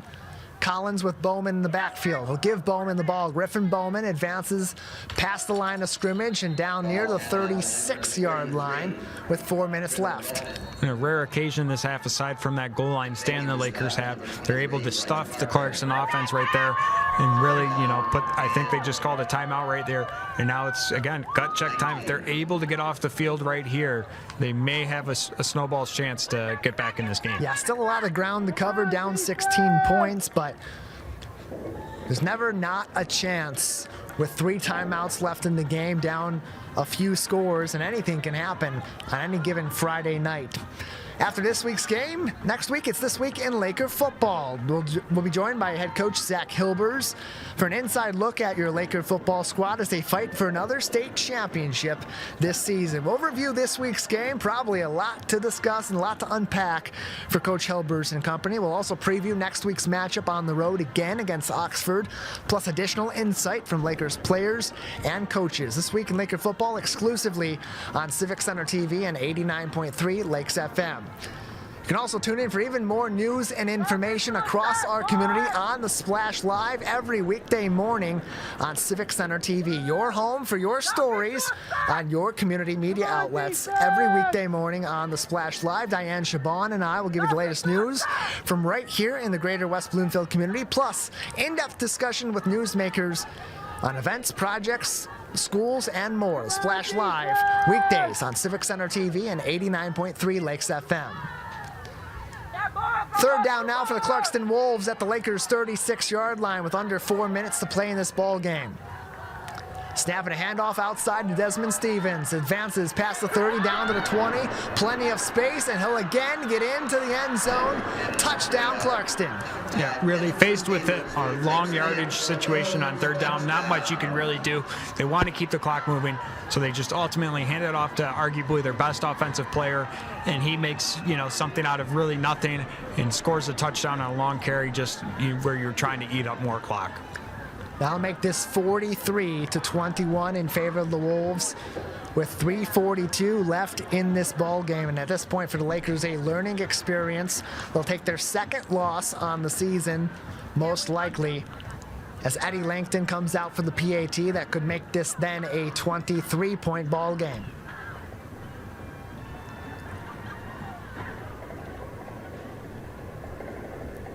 Snap, the kick, the hold, 30 uprights. They'll give Clarkston the points. 44 for Clarkston, 21 for West Bloomfield. This is Laker Football on Civic Center TV and 89.3 Lakes FM.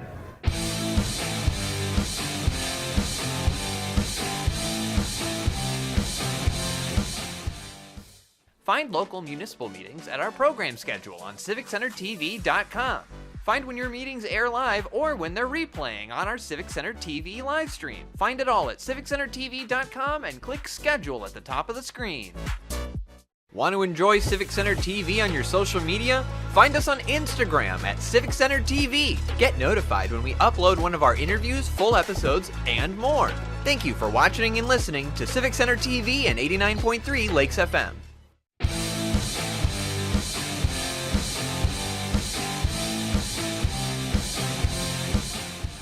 Welcome back to West Bloomfield Laker Football on Civic Center TV and 89.3 Lakes FM. The Lakers getting ran off the field by Clarkston tonight. Clarkston now with 44 points off of the touchdown and the PAT with 3:45 left to play in this ball game. It's a 21-44 game in favor of the Wolves. Another high kick This time a little bit further down the field to the 25. It'll actually be returned by West Bloomfield. Elijah Durham has it, gets to the sideline at the 40, at the 45, still on his feet at the 50, advances in the positive territory right down to the 47-yard line. You know, always having a knack for making plays. Elijah Durham catches the ball right here on a short kick, and he's able to have a phenomenal return right here, and maybe even looks like draw a penalty at the end of it. Nah, yeah, that's going to be on Elijah Durham. Some more extracurricular activity after the play. Frustration penalties now setting in as it looked like Durham did have some words for the Clarkston Wolves. The referee is going to talk this one over and place blame on one side or the other, potentially both, and that's likely going to set the Lakers back into their own territory to begin this drive. Down 23 with 3:32 to go in this ball game.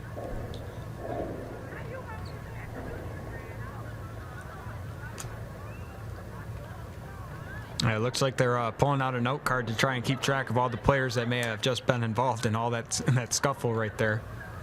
You can only get so many of those personal fouls in one game before you do get some repercussions. We saw that happen last season with Samaj Morgan in the Southfield A&T game.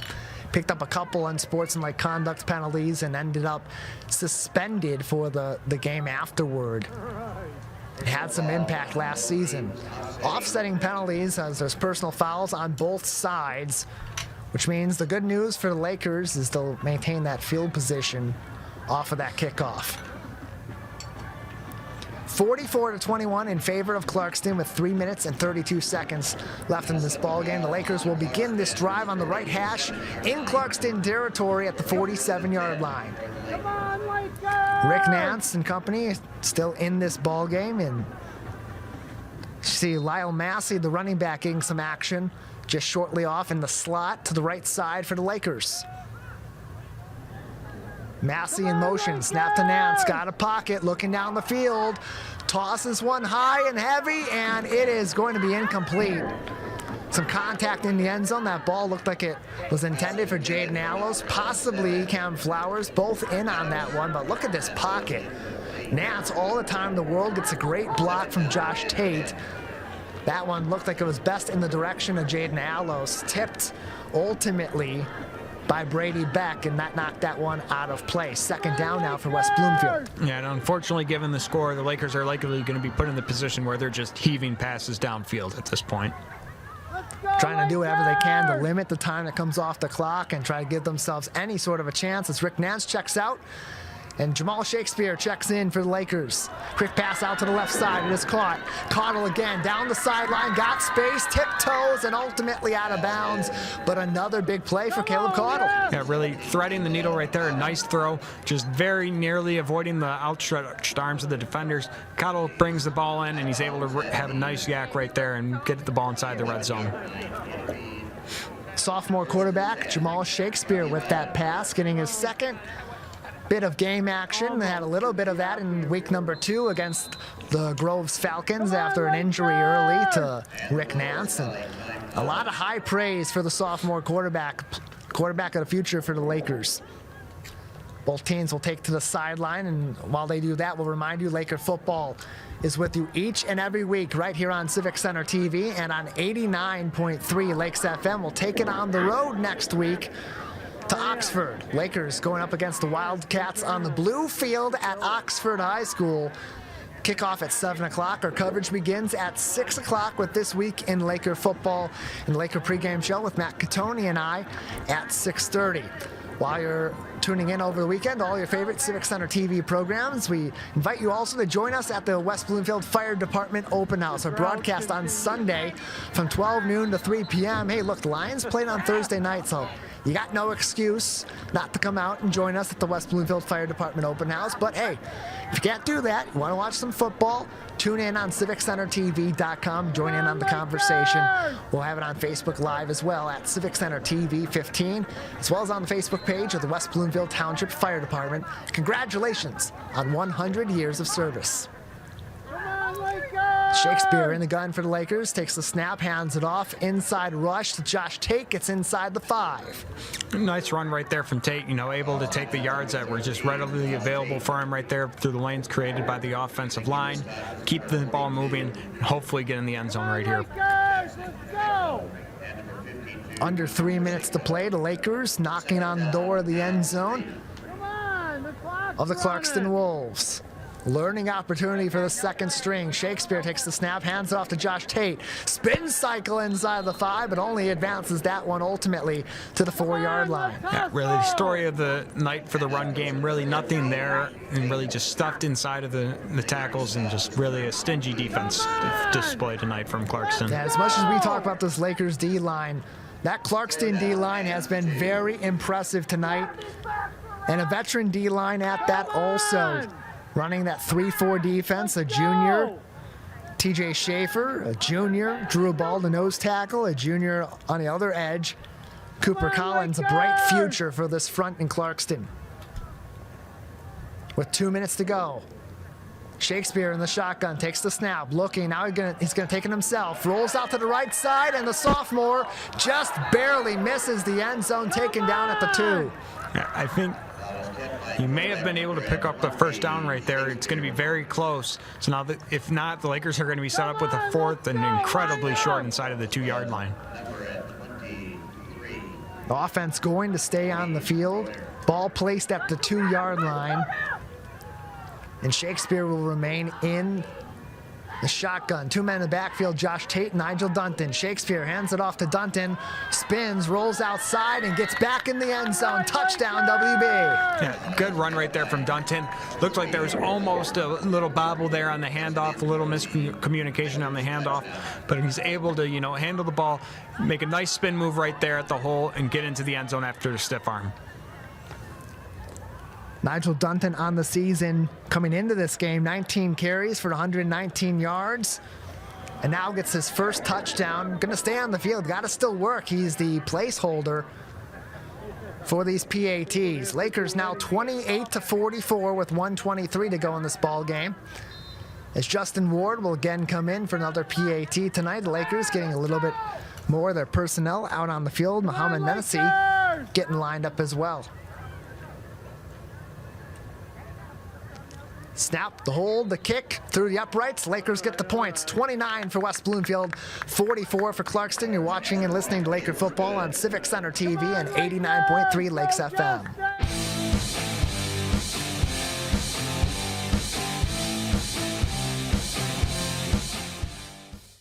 You're watching and listening to your home for Greater West Bloomfield news. Civic Center TV and 89.3 WBLD Orchard Lake. West Bloomfield, Kego Harbor, Sylvan Lake. 89.3 Lakes FM. Want to enjoy Civic Center TV on your social media? Follow us on Twitter at Civic Center TV. Get notified when we upload one of our interviews, full episodes, and more. Thank you for watching and listening to Civic Center TV and 89.3 Lakes FM.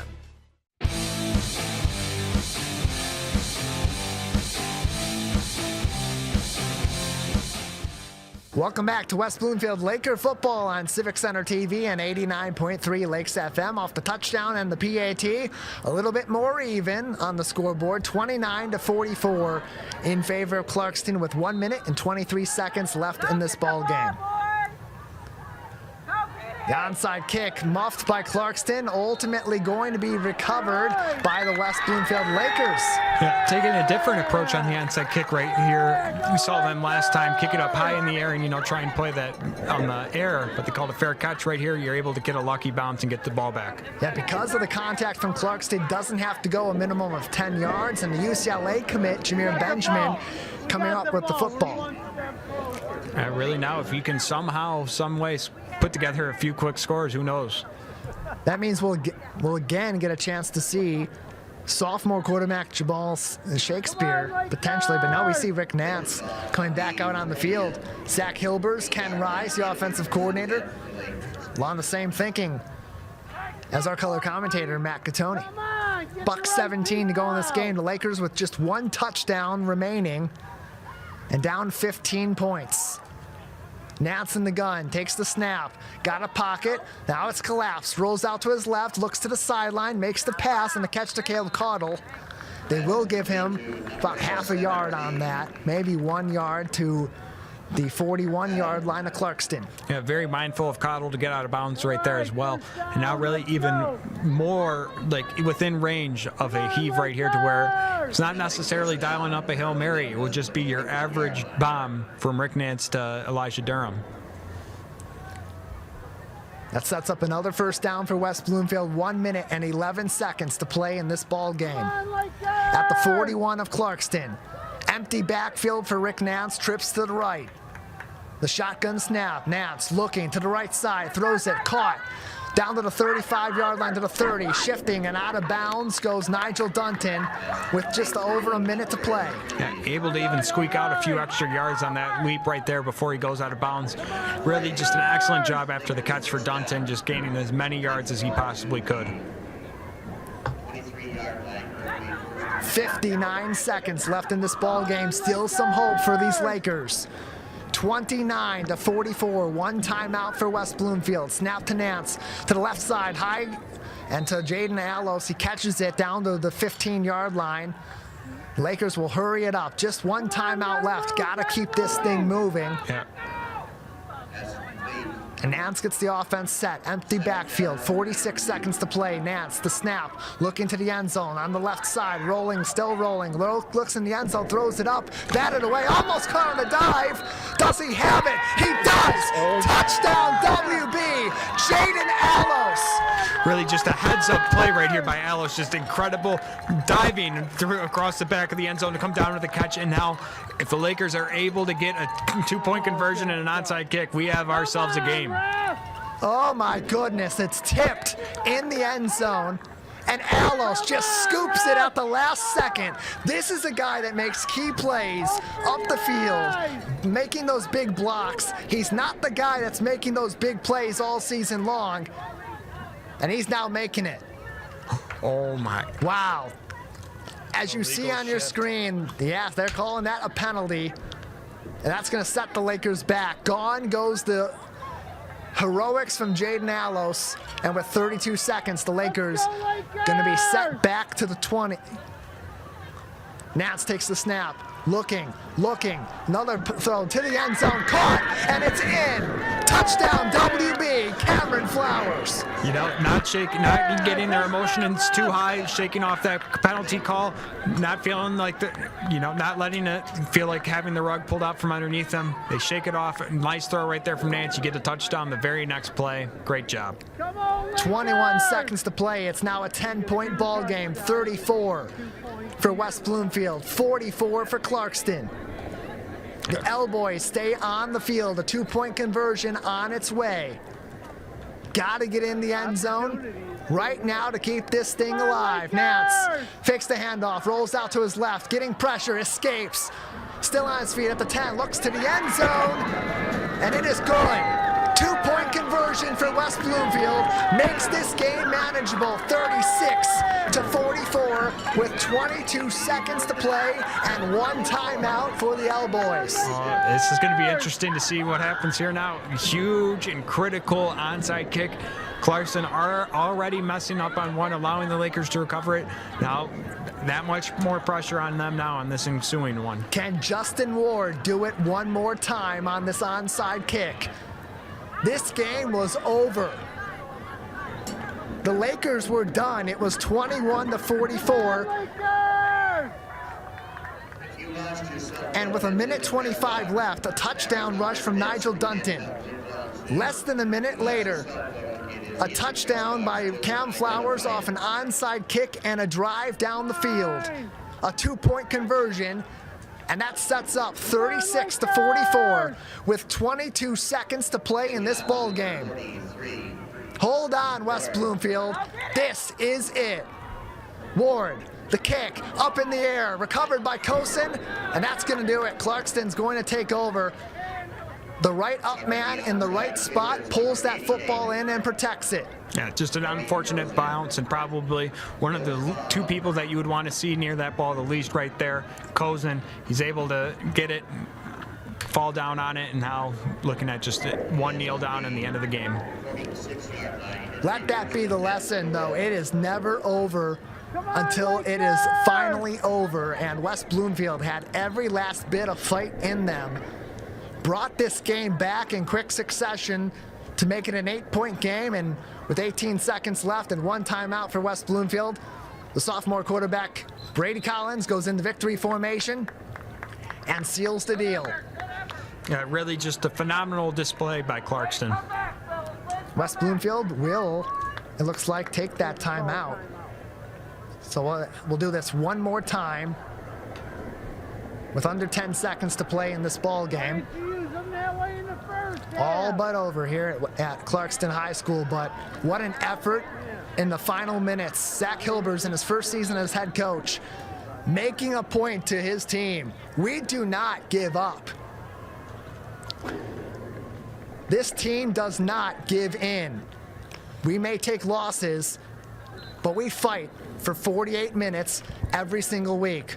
The snap from Collins, he kneels it out, and that will do it. Lakers 36, Clarkston 44. We'll have the Laker postgame show for you in just a few minutes on Civic Center TV and 89.3 Lakes FM.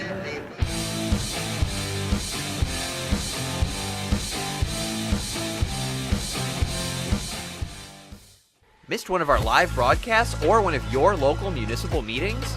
Check it out online at civiccentertv.com. Every meeting, show, and interview on demand. Thank you for watching and listening to Civic Center TV and 89.3 Lakes FM. Watch West Bloomfield Lakers football all season long on 89.3 Lakes FM and Civic Center TV. Join Tyler Kieft and Matt Catoni each week for live, in-depth, and exclusive coverage before, during, and after the big game. It's your local high school football team on the road and in your backyard on your home for West Bloomfield Laker football, Civic Center TV and 89.3 Lakes FM.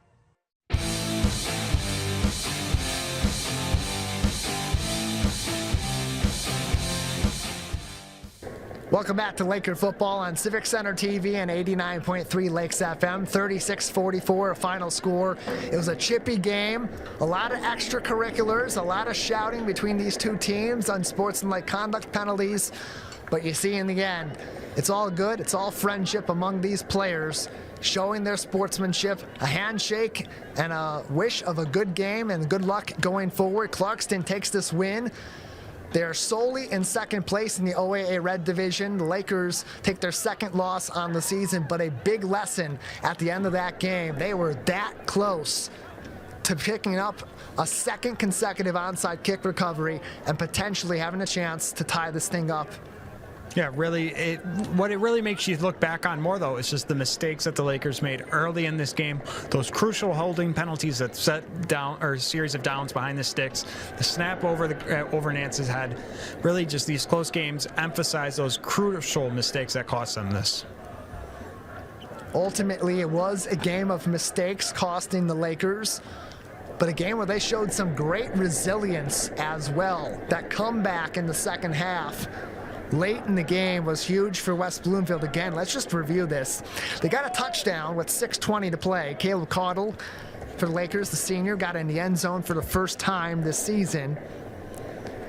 And then shortly after that, Desmond Stevens got in the end zone, the final touchdown for Clarkston with 3:44 to play. That made it a 44-21 ball game. At that point, the Lakers get the ball back. Jamal Shakespeare, the backup quarterback, advances them up the field. Nigel Dunton gets in the end zone to get a PAT. That makes it a 27-44 game. And ultimately, the Lakers have a chance to come back in this one. We see the scrum on the field now for the West Bloomfield Lakers. A lot to discuss after this win tonight for the Clarkston Wolves. Lakers taking their second loss of the season. And ultimately, this one going to end 44-36, the final score from Clarkston. We'll see you next week at Oxford High School. That's it for us tonight. For all of our team, Rich Miller and Dom Catoni and Dave Scott on site, I'm Tyler Kieft alongside Matt Catoni. And we thank you for joining us on Laker Football on Civic Center TV and 89.3 Lakes FM.